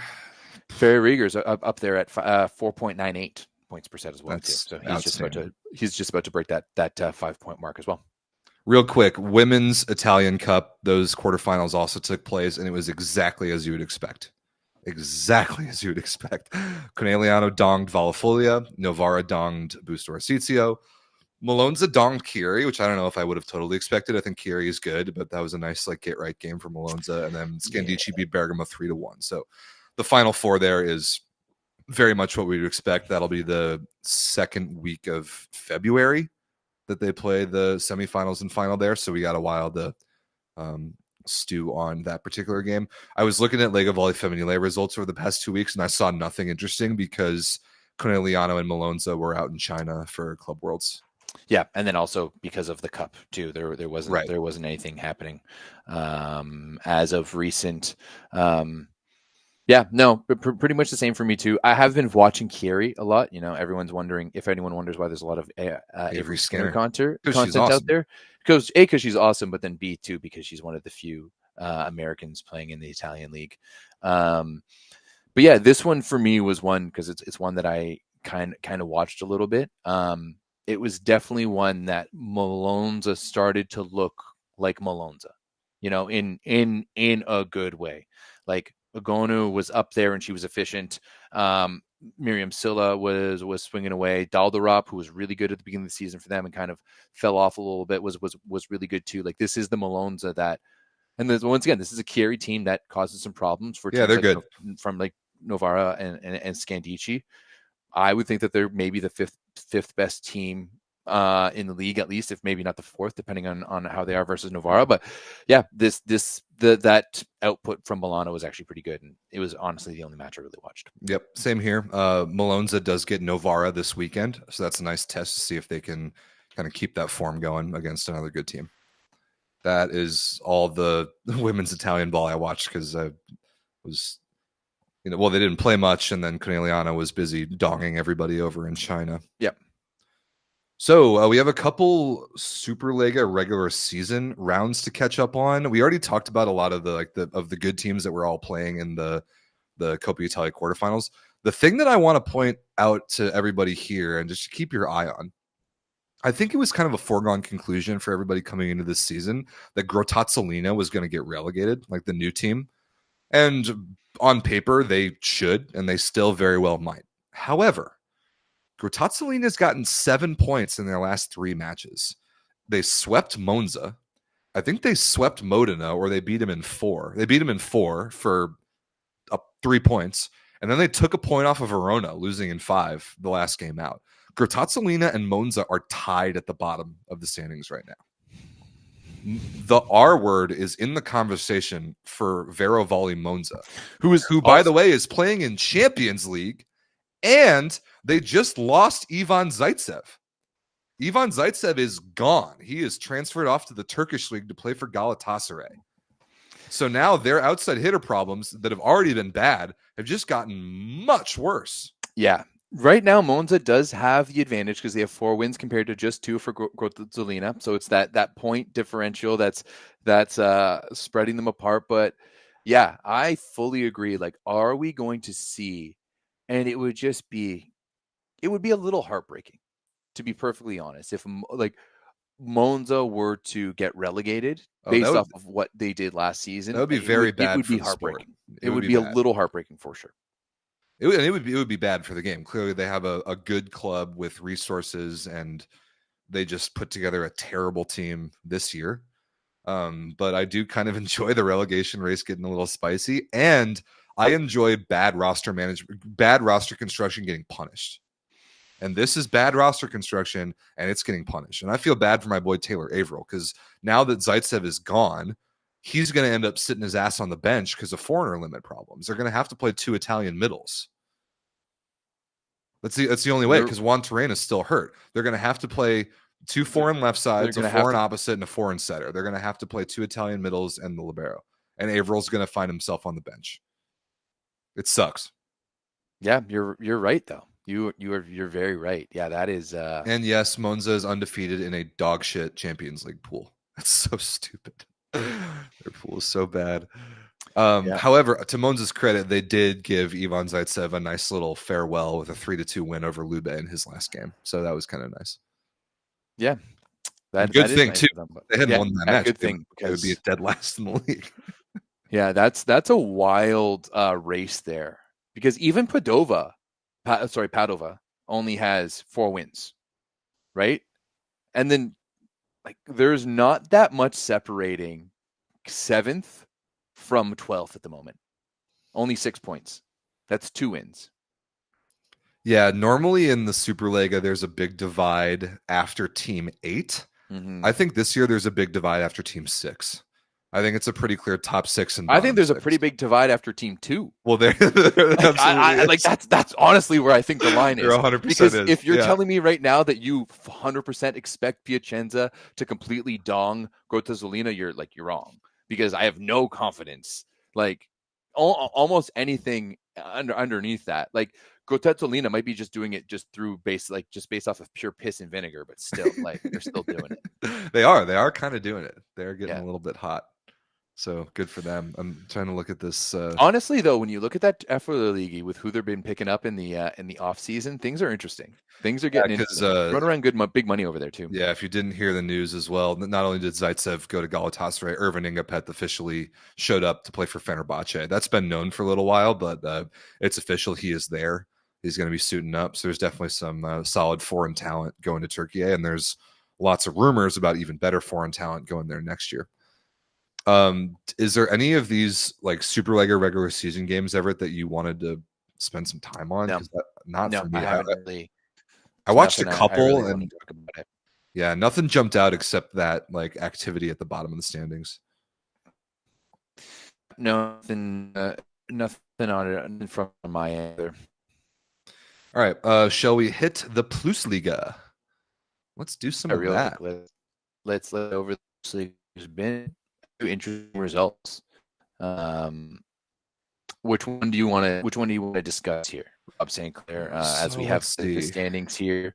For me, the Zaxa versus Norvid one. Yep, that was a big one. Is definitely interesting. However, I think Norvid is really struggling without Isaacson. Like they're just not the same team with him dishing the rock. And I think this Zaxa team is actually well put together, despite not the star power that they will. I know I've spoken to some people who think Zaxa's getting away a little bit from their old ways. Like Zaxa was built off of building their own guys, like building up that youth development. So instead of going to find, like I know people who really think that they should have gone out and got a guy like Davdulski. Going out to get that young, a big opposite to kind of push them along. But still, you can't say that this team hasn't been doing, maybe even overextending themselves. Actually, no, that they still have Bednors, they still have Correct, they still have David Smith. They don't have Bednors. He's on Resovia. They're only. Oh wait, no, they don't have Bednors. Yeah, right. They really just have Kurek, and like I think Igor Grabelny is playing awesome this year. He's playing a little above expectation. They have Eric Shoji, obviously, who is tremendous. Dave Smith's playing a little bit more lately. He looks pretty good. He had 4 blocks against Norvid. That's nice. I think they're really maximizing what they have. Rafael Shimura is a good piece, a very good all around player. The Zaxa is an excellent franchise. They have a high floor. They rarely play down to inferior competition, and like occasionally they'll scare some good teams. So them beating Norvid is nice. 5th, where they are in the standings, is exactly where I think that they kind of belong. Yeah, I think this year is so interesting in the PlusLiga. Like. Honestly, even like Olsztyn as of late, really dude, they were in a relegation. Been turning it on, man. They really Olsztyn's been really pushing it. They're pushing that way up, and you're starting to see, like the Lvivs and the Bedzins and the Katowices still dropping down a little bit. But Gorzov has also cooled off quite a bit compared to where they were at the beginning of the year. Kind of But thought they might. People get a little bit of scouting footage on Chizoba and set up on him, and yeah, that happens. To Olsztyn's credit, the guy who I want to shout out is a buddy of mine. Nicolas Sherzhin is playing like easily a top 5 outside hitter in the league, if not higher than that. He is tearing the cover off the ball from the baseline. He's been tremendous serving. He had 6 aces to only 2 errors in the 4-set win over Suwałki the other day, which is ridiculous. I think he might be second in the league in aces per set behind Leon, second or third. He's having an amazing serving year. And then on offense, 15 for 28 with 3 errors, 43% efficiency last time out, 21 points. So my boy Nico, Ohio State former MVP, 2-time VLA champion. He's a baller. I'm really happy for him. And the rumors are he's going to get himself a damn good contract for next year. Love that. That is the love rumor. that. So, yeah, the PlusLiga right now. My big question for you, Rob, is: do you think JW is the best team in the league, or do you think Warszawa is, or do you think it's still Zawiercie? I still like Zawiercie the most. I'm really excited to call that game between them and Warszawa. I think that'll be a great like measuring stick. There's something about JW that still like doesn't totally convince me. Part of it's the second outside hitter. I think Timotej Karl's reception has really been exposed this year. And then the up and downness of Łukasz Kaczmarek on the right side. They did just beat Resovia 3-0. Resovia is a bit of a dumpster fire. And Kaczmarek was very good, to his credit. But like I can't even quite put my finger on what it is. Somehow JW is the number 1 team in the standings every single year. They've won the last 2 PlusLigas, and somehow I'm still not totally convinced. Like I don't feel that like that confidence that they can go in and like handle or like control the game and dominate a good team, even though they pretty routinely do that. I don't know why I don't get that feeling. It might just be a me problem, but that's like the feeling that I have about them. They play Warszawa, as Peter points out in the chat. Yeah, exactly. That this weekend. That was my segue here, is that they do play each other on Monday. So that will be a Monday morning matchup for those of us here on the East Coast, a little bit earlier for those who are west of us. I think that's going to be an 11:30 a.m. Yeah, 11:30 a.m. Here Eastern time. I think this is going to be a banger. Oh yeah, for sure. That's must watch, and it's Monday, which I like. So that will be very fun.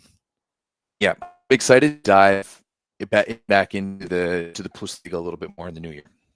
That's for me. I've kind of me too. I'm starting to. Well, I gotta do a lot of Warszawa Zawiercie scouting and stats and all that. I'm excited to get back into it. Zawiercie just beat Resovia in 4. I watched that game last week.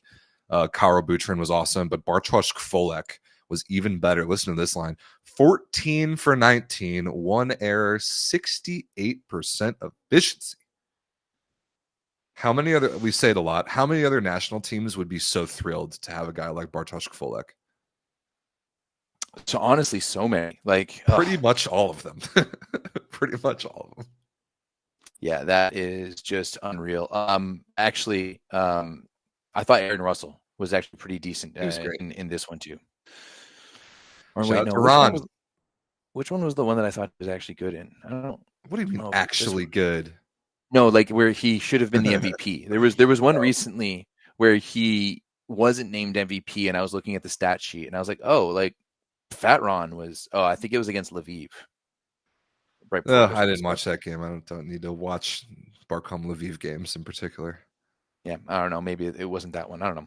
But yeah, I think I'm really excited for the JW first Warszawa matchup. I really like this Warszawa team. I really like the way that they've been constructed, and yeah, I think that one's going to be a banger for sure. You should definitely watch it.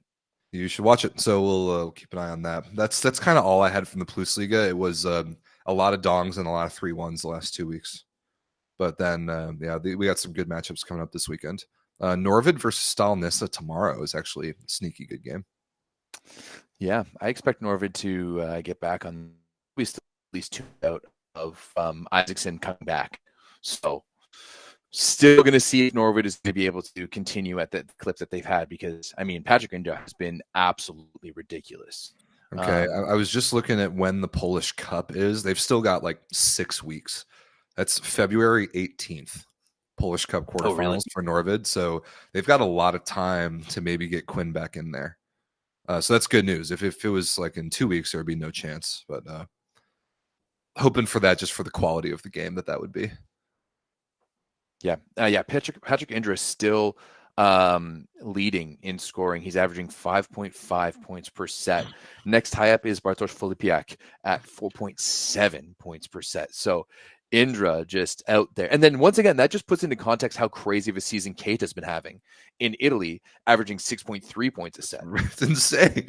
It's completely Ridiculous. Yeah. Yeah, it doesn't make any sense. Yeah, if Suwałki was better, I think that Bartosz Filipiak would be getting a lot more attention. Yeah, he's been very good on the right side for them, but that team's just not that good.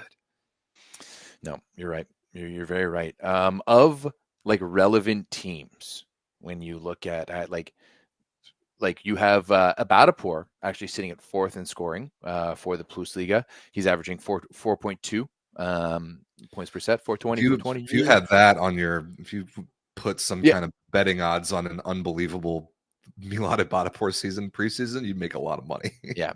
So that's it. Like that's why. What's the team here? Norvid has been doing such a good job. Indra and Abadapur both in the top 5 of scoring. Because other than that, there's no other like real good playoff teams with top 5s. I guess Amin sit coming in at 5th, but like Filipiak, Chizoba are the other top scorers. Tupci as well. Then you've got Leon at 7 and Fornal at 8. It's because good teams are defined by balance. Just about every contender in the PlusLiga has that. All right, that's all I have for Poland. It's actually all I think we have for Europe, right? Yeah. Let's finish this off with talking about USA. Yes, we will do some of that. I want to scan the chat really quick for our European friends before they all go to bed. If there's anything else they want us to hit that's major news. I didn't see anything over the last 2 weeks. I didn't really even watch. I didn't watch any SV League. I didn't see anything big in Japan either. Bit of an like I think DeFalco had a bit of an off week last week, but him and Jeshki do play each other. It's the 2 top teams playing each other this weekend. And actually, for American viewers, it's not terrible. It starts at midnight on the eastern side, so it's a little bit late for the eastern side, but it does start at 9 p.m. on Friday and Saturday for those viewers out on the West Coast. Yeah, Osaka versus JTech. That is Friday night my time and Saturday night my time. Yeah, so that's nice. I'll throw those games on late night if I'm around. And honestly, too, like those are the 2 best teams in the SV League, and they are very, very good. The 2 games they played last time were really good. They played already this season. Blue Tion also has Nishida and Lopez. JTech has Kentaro Miyaura and Lucarelli as well. So like and Sakita, they are a lot of fun to watch. Honestly, TJ is really making a name for himself and like really putting a bid in for being MVP this season. Japanese league is so perfect for him. He's perfect stylistically. He's top 5 in scoring, one of the best servers, I think 2nd in blocking. He is doing literally everything over there. So definitely a bit of an MVP watch over there. Very interesting though, because they have an all-star game and Lopez is the most efficient scorer in the league. He's hitting like a 60%. And he's not in the all-star. And he wasn't added on to the that's real stupid, and I have a feeling I know what's going on there. I kind of think it's Lopez versus DeFalco for MVP of the league. Yeah, maybe. Well, we'll have to see because it's such a long league. Like they play so many regular season matches, like 40 some. So we'll really have to see how it plays out throughout the rest of the season. But yeah, if you're a North American viewer, you want to watch Jeshki against DeFalco, you're gonna want to check that out Friday and Saturday, or more or less Friday and Saturday on VBTV. Yeah. Speaking of North American volleyball, if you don't care about North America, we're going to spend some time on it here. So get ready to deal with it. Suck it. The first thing we must talk about, Everett. It feels like forever ago that this happened. It was only a couple nights after our last show that we did before Christmas. Congratulations to the Penn State Nittany Lions, man. One of my favorite NCAA Women's National Championship Final Fours I've ever watched. some of the most dramatic, some of the best quality of volleyball, definitely some of the best storylines. Penn State wins their 8th national championship ever, the first not under Russ Rose. Katie Schumacher-Colley becomes the first female head coach ever to win an NCAA title. And the way that Penn State did it, the reverse sweep over Nebraska in the semis, and the 3-1, like legitimately really dramatic win over Louisville in the final in Louisville was electric. It was so much fun to watch. I really enjoyed watching all 3 of those matches. Yeah, I mean, it really started with the semis. The semis were electric. They were awesome. Pitt getting bounced by Louisville, like that was something, especially crazy. Since it was 2-0 against Louisville this year. It was just such an electric game to watch. There were so many just big plays in that match, and like it really sucks that we're doing this so far from when these matches were played, because we're doing it a massive disservice in how good the volleyball was on either side of the net, especially, dude, Anna DeBeer going down like that in the 4th set. If you're Louisville, you lose your best player, you lose the heart and soul of your team, and you're able to get it all together. Like Sofia Maldonado Diaz, what she was able to do down the stretch for that team was incredible. Charity Looper at like 5'9" or whatever she is, jumping that high and ripping balls. Like, yeah, that was really, really inspired from Louisville at home, losing their best player, like you said, against a Pitt team that, I mean, I picked them. I didn't think that Louisville stood a chance. I didn't think there was any way they could slow down Olivia Babcock. And it turns out that they couldn't, but the Louisville team was greater than Pitt's one incredible player.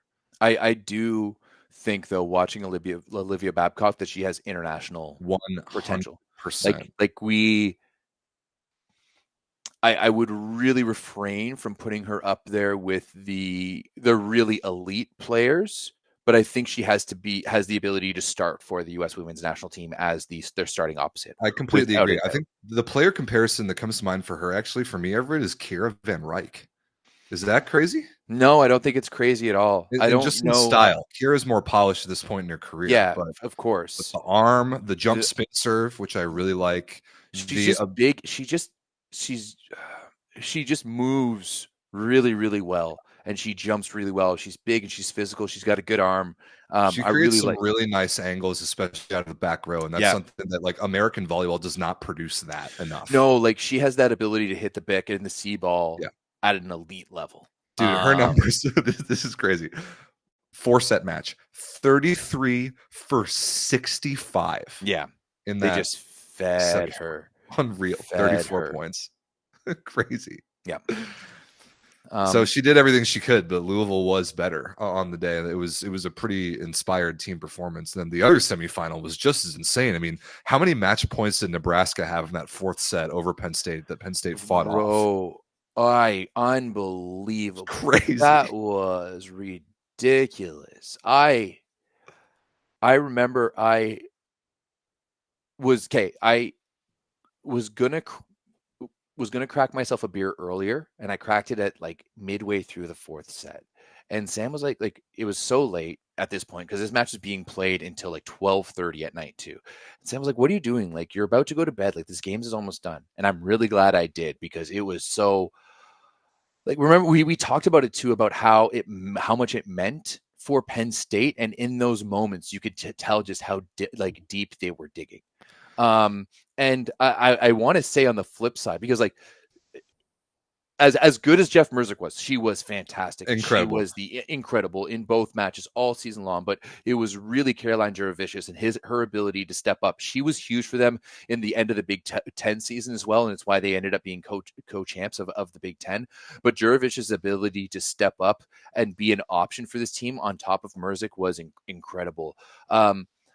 And I've seen so much hate for Nebraska online, which I absolutely don't get. I mean, I understand, like, it's kind of what comes when you have such a rabid fan base, but so much hate for Nebraska online, and I don't get it. Like, sure, you didn't get it done in the finals last year, but this one, it was just like, you played an outstanding game, dude.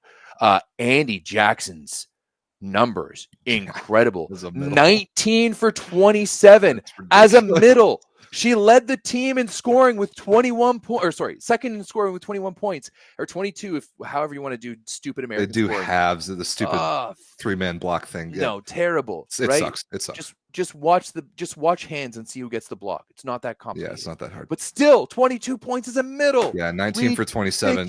27 attempts as a middle is my favorite part of that. Like that's so much confidence to just chuck the ball into her all the time. I mean, Merritt Beeson started at opposite and got 29. Yeah. Love it. That's great.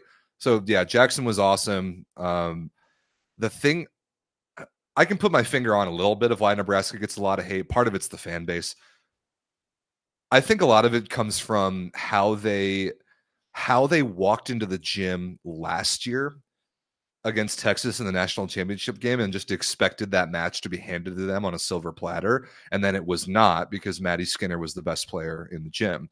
It was kind of a similar thing in this game. I think that there was a little bit of entitlement to the way that Nebraska felt because they have such a massive fan base. They sell out 10,000 in every game. They have so much NIL money. Their players are making bank. They have big Instagram followings. Like they're like, they kind of think that they're the shit, and they're not wrong. But like thinking that you're the shit doesn't win you a national championship. Like having grit and heart and like truly being a team and like having the external factor of Katie Schumacher-Colley's cancer diagnosis. Like you can't tell me that didn't play a factor in the back of those Penn State players' minds. It has to be one of the biggest factors. I think it is too. It's an all-time great storyline, one of the best I can ever remember in volleyball at any level, and you better believe that mattered to those Penn State athletes. 100%, absolutely, without a doubt. And like that's why I like at a certain point you're playing a game and there's going to be a winner and there's going to be a loser. Like you had all 4 number ones. So yeah, like that's why like did Nebraska deserve to win a national championship? 100%, right?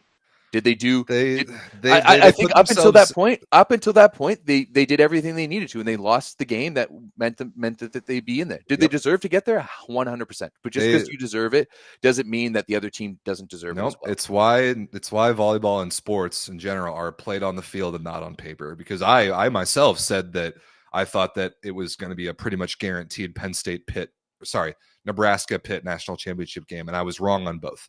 That is the beauty of sports. It is why you play the games on the court, not on paper. And if Nebraska didn't learn that after last year, they sure as hell learned it after this year. Yeah, without a doubt. That game was incredible. I think Nebraska was up. I wonder if I can find it here really quick. I think they were up like 23-17 in the fourth. 22-17, 22-16.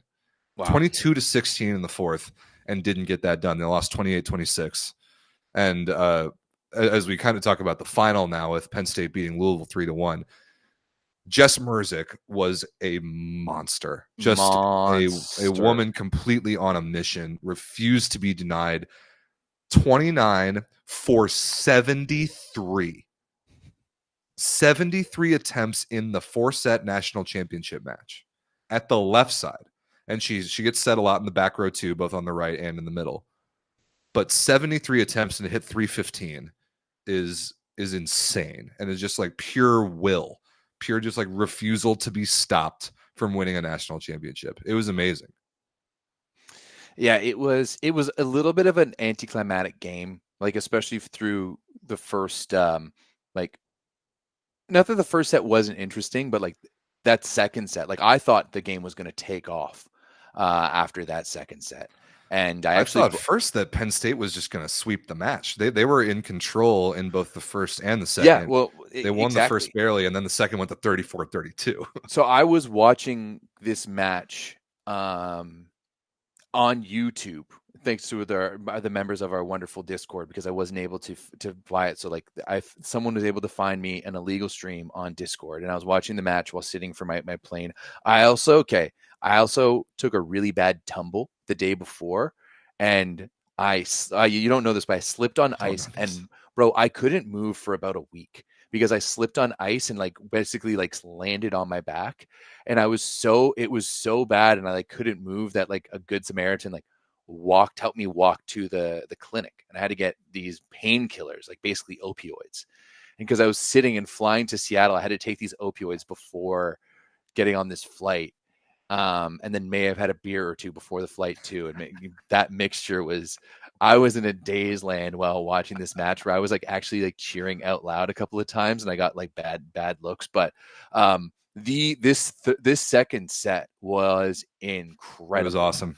Just ridiculous. And it kind of sucks because that was the highlight of the match. Like Penn State just started going off after that, and Louisville really blew their load in that second set and then was never able to get back. So they just couldn't overcome losing Anna DeBeer, and I can't blame them. I mean, you lose your, if not your best, like your most important player in the semifinals, and like they just did not look like the same team offensively. Yeah, no, they weren't. Like and it sucks too because their coach right after the semifinals, like, I have no doubt we're going to see Anna DeBeer in the finals, and we didn't get to see her. I also had no doubt we were going to see her in the final. I mean, senior year playing a national championship game at home. She's from Louisville. Like I thought for sure. Where's the cortisol shot? Like, yeah, for real.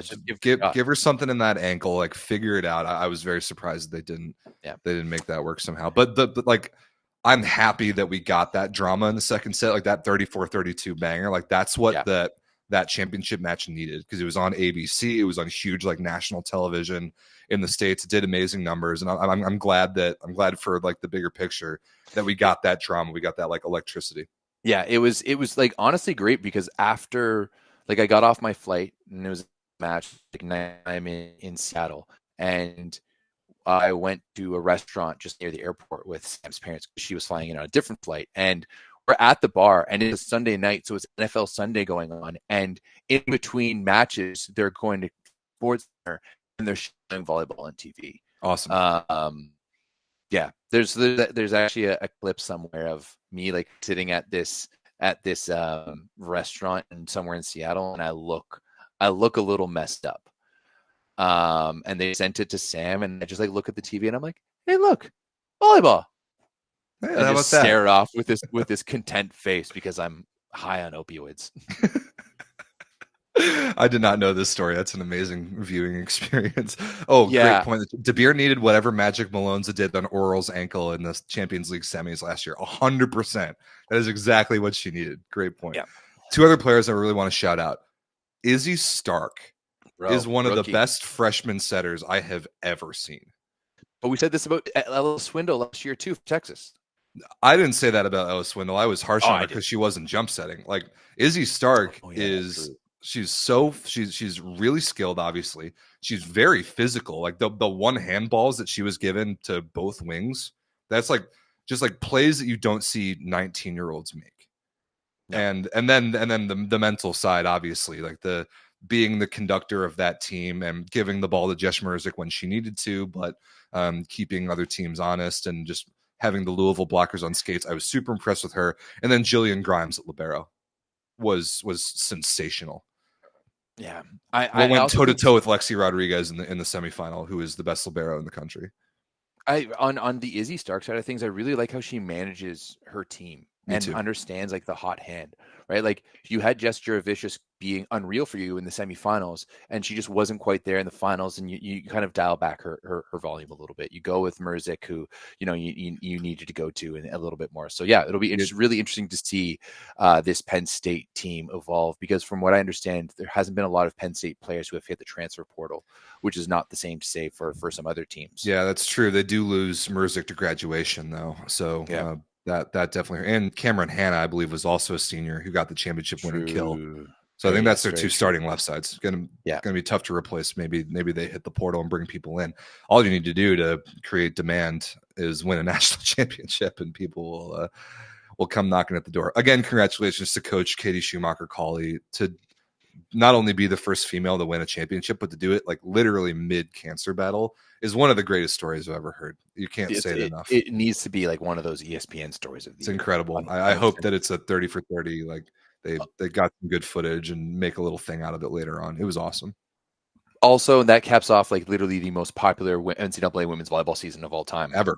Right. That was the most. There was like 22,000 people at this game. It is pretty ridiculous. The impact and ESPN's really leaning into it. They're really starting to see the value of the product that they've got there, and it's great for the sport. to steal from Jack Mack on TikTok, the European mind cannot comprehend the size and the magnitude of NCAA volleyball. Well said. Right? Because everyone's like, oh, Malonza and Conigliano selling out 14,000. Let's go. Woohoo. And I'm like, bro, that's any other Sunday. Yeah, that's what I'm sorry. That's nothing. But going from the NCAA national championships, and just like the WNBA, you go from your entire season, you go straight into pro. This is really now time to kick off what is going to be probably one of the biggest stories in all of volleyball over the next decade, as PVF kicks off one day after League One VB this year. League One kicks off on the 8th. The PVF kicks off on the 9th. And we now have an arms race, ladies and gentlemen. We now have the race to see what league will reign supreme, League One Volleyball or the Pro Volleyball Federation. And I, for one, cannot wait. I have said this before, and I know there's a lot of people being like, we should just have one league and we should just love each other. No. This is how leagues are born. This is especially how in North America. This is how North American leagues are born. Two competing entities who want nothing to do then, because this is what happens if you don't have this. Then you get a whining league to the volleyball community being like, man, come watch us play. We're the only volleyball in town. We don't need a market. Volleyball fans should just show up. Come watch us play.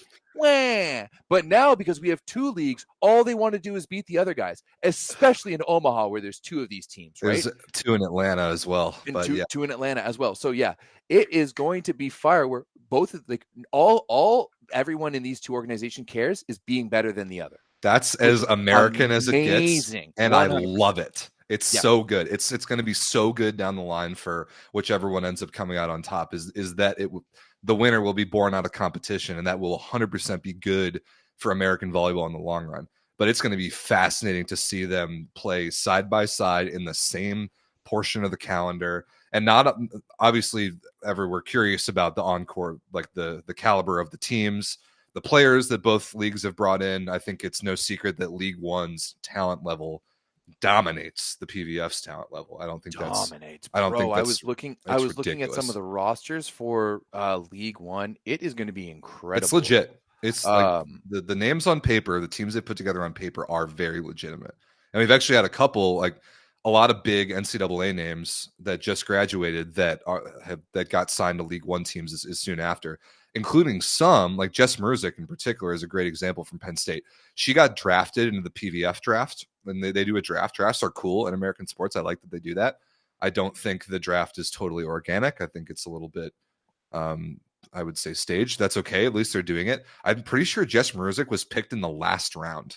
Yeah, but it's also like, I think it's one of those like Hail Mary picks. Yes. Then she gets the chance to sign a League One contract and is the first player that I personally know of who had literally both contracts in hand to play for both leagues and chose League One. Yeah. I do think that if you are especially if you want to play on the U.S. national team, there has to be some pressures, because how many of the women on the U.S. national team are literally on the board of League One? Yeah, they're like the founding athletes, they call them. Yeah, right. Even I'm pretty sure Asia O'Neal, who was a PVF athlete last year, is going to play. Oh no, I think she might be staying PVF. I think she's on League One Austin. I think it's her, Chako Bogu, and Molly McKay. Just like gnarly middle trio. Yeah. So it's I really think that PVF really has they are really going to have a hard time with this one because of the influences that will be involved in League One, right? And the influences of like, hey, if you want to play for the national team, you should probably play League One. I wonder how much of that there is going on. Definitely like the national team talent, both American and otherwise, because there are national team players like Rafaela Foley's playing League One, Anna Pogani, libero from Germany, she's playing League One, like Alessia Gennari. I think one of the Japanese backup liberos is playing League One. Katoi Unui. Yeah, thank you. So like that's where the national team talent is at. I'm really curious about the product, like a little bit more of a high level, because to recap for anybody who doesn't totally know the background of this, League One like announced their existence in 2021. In October of 2021, they were formed in 2020, pandemic, announced their intent to like create professional women's volleyball in October 2021. That was 3.5 years ago. After that, in November 2022, the PVF announces its existence. And then they created a race to play volleyball, which the PVF won. They've already played a season. So they came into existence later and they played volleyball a full year earlier. So League One's had so long to put all this together that it's taken them 4 years to actually create the volleyball, that I'm real curious to see if that's going to pay off for them. But did they build it sustainably? Did they get all the little details right? Is the quality of the product, the front-facing product, going to be worth waiting all that time? And I'm curious about that, because from a branding perspective, for example, their team brands are atrocious. I would disagree. Oh, I think they're terrible. Oh, I would really disagree. I think their branding is really clean and nice. Their logos make no sense. They don't have team names, and all of them are the same color.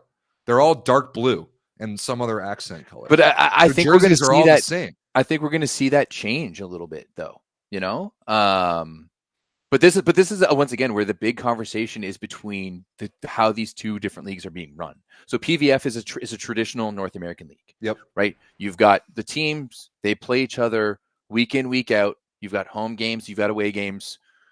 It's a league, right? There's a certain amount of them are going to make the playoffs by the end of the year. They're going to have a finals. That is the way it is.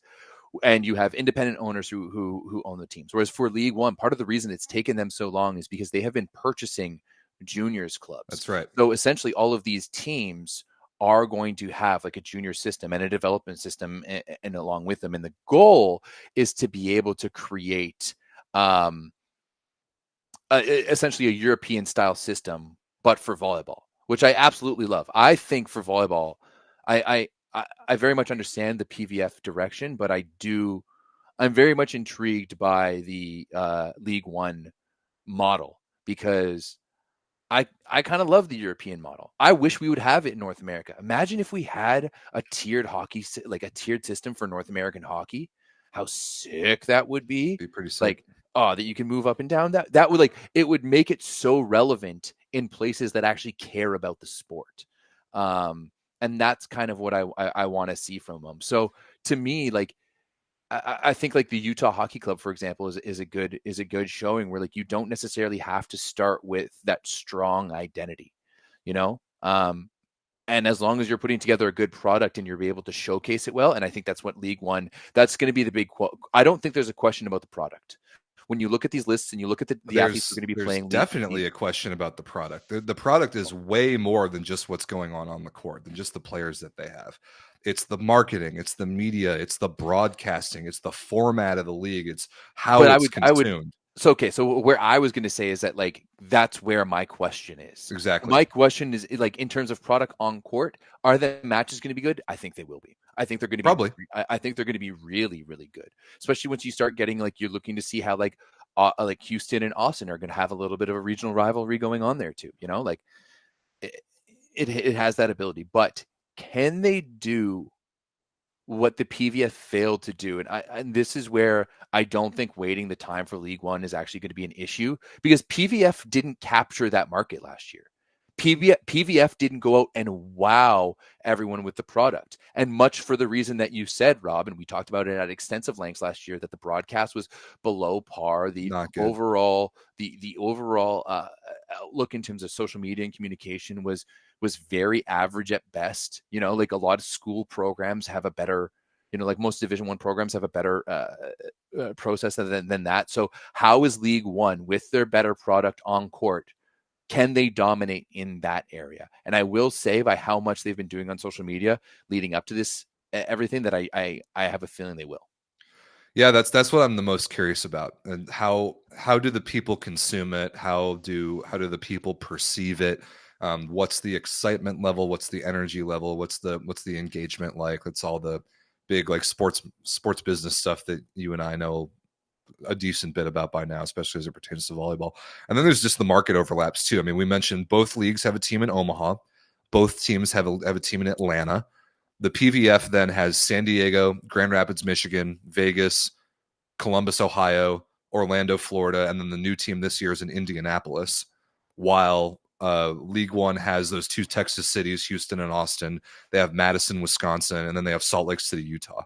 So the different places in the country where they're popping up is also interesting. I will say the League One had 4 years, and these are the team brands they created. But like once again, like League One's 4 years. The Utah Hockey Club had like 6 months. But Utah, like League One's 4 years wasn't focused on this endpoint. Like this, like yeah, it was. They announced from October 2021. No, was when they're looking at creating so much more. Yes, like, they are. stuff. But the top level money making product is the professional league that they've created. There's an umbrella underneath that. They needed to do a better job with branding. They did. So we'll see how that holds up. I think that might. Will it hurt them? I have no idea. Will it hurt them that they don't have like proper real team identities like the PVF does a little bit? I don't know. We'll see. And it's also just so interesting that the PVF now, we've seen it. We've seen it for a year. We have some expectations. Nobody has a clue what League One is actually going to look like until next week. It's going to be interesting. I mean, won't they kick off one day apart from each other? Because originally League One was supposed to be in the fall, and they've moved that, which I think is actually really smart. I think they did like a little not so public preseason, and then people were playing in Athletes Unlimited. Yeah. So they're competing as head to head as it gets. Yeah, I think it's going to be really interesting. I look at some of these rosters, and there's some that are going to be better. Like I think Salt Lake City, other than having Haley Washington and Poulter, like I don't think you have that much firepower, especially on the outside. I'm really wondering what Omaha was doing when they went out and got Lexi Rodriguez, because you already have Justine Wong around. Yeah, that made no sense to me. I fully understand that you want to keep Lexi Rodriguez in Omaha, but so what? Now you're gonna sit an Olympic champion and like a 2-time Olympic medalist and one of the best liberos in the world for Lexi Rodriguez? Yeah, I don't know about that one. So yeah, it'll be interesting, but there will be some heavy rotation of League One and PVF on this show from now on, I think. Yeah, we're gonna keep a close eye on it. So that's a show, boys and girls. I have to bail now because I need to go actually play some volleyball. I have a league game coming up in about half an hour. Rob's so I'm gonna go side knot. Huh? You're gonna go side knot. Am I gonna go side knot? That was a terrible joke. Instead of side out, you're going to side knot. We actually play. That was really bad. We actually play old school scoring in this league. It's pretty fun. Oh, dude. Yeah, it's indoor 3-on-3 old school scoring. It's very, very fun. So I'm going to go do that. Thanks for dealing with a long show. Happy New Year to you all. Hope you all enjoyed the top 10 players bit at the beginning of the show. We'll be back next week at some point. We'll have a lot of volleyball to talk about as always. Until then, join the Volleyball Source Discord. The link is in the description, and keep an eye out for us posting the top 10 lists all over the internet for you to have further discussions about. Yeah. And we love you all. Hell yeah. Thank you very much. Peace. Bye.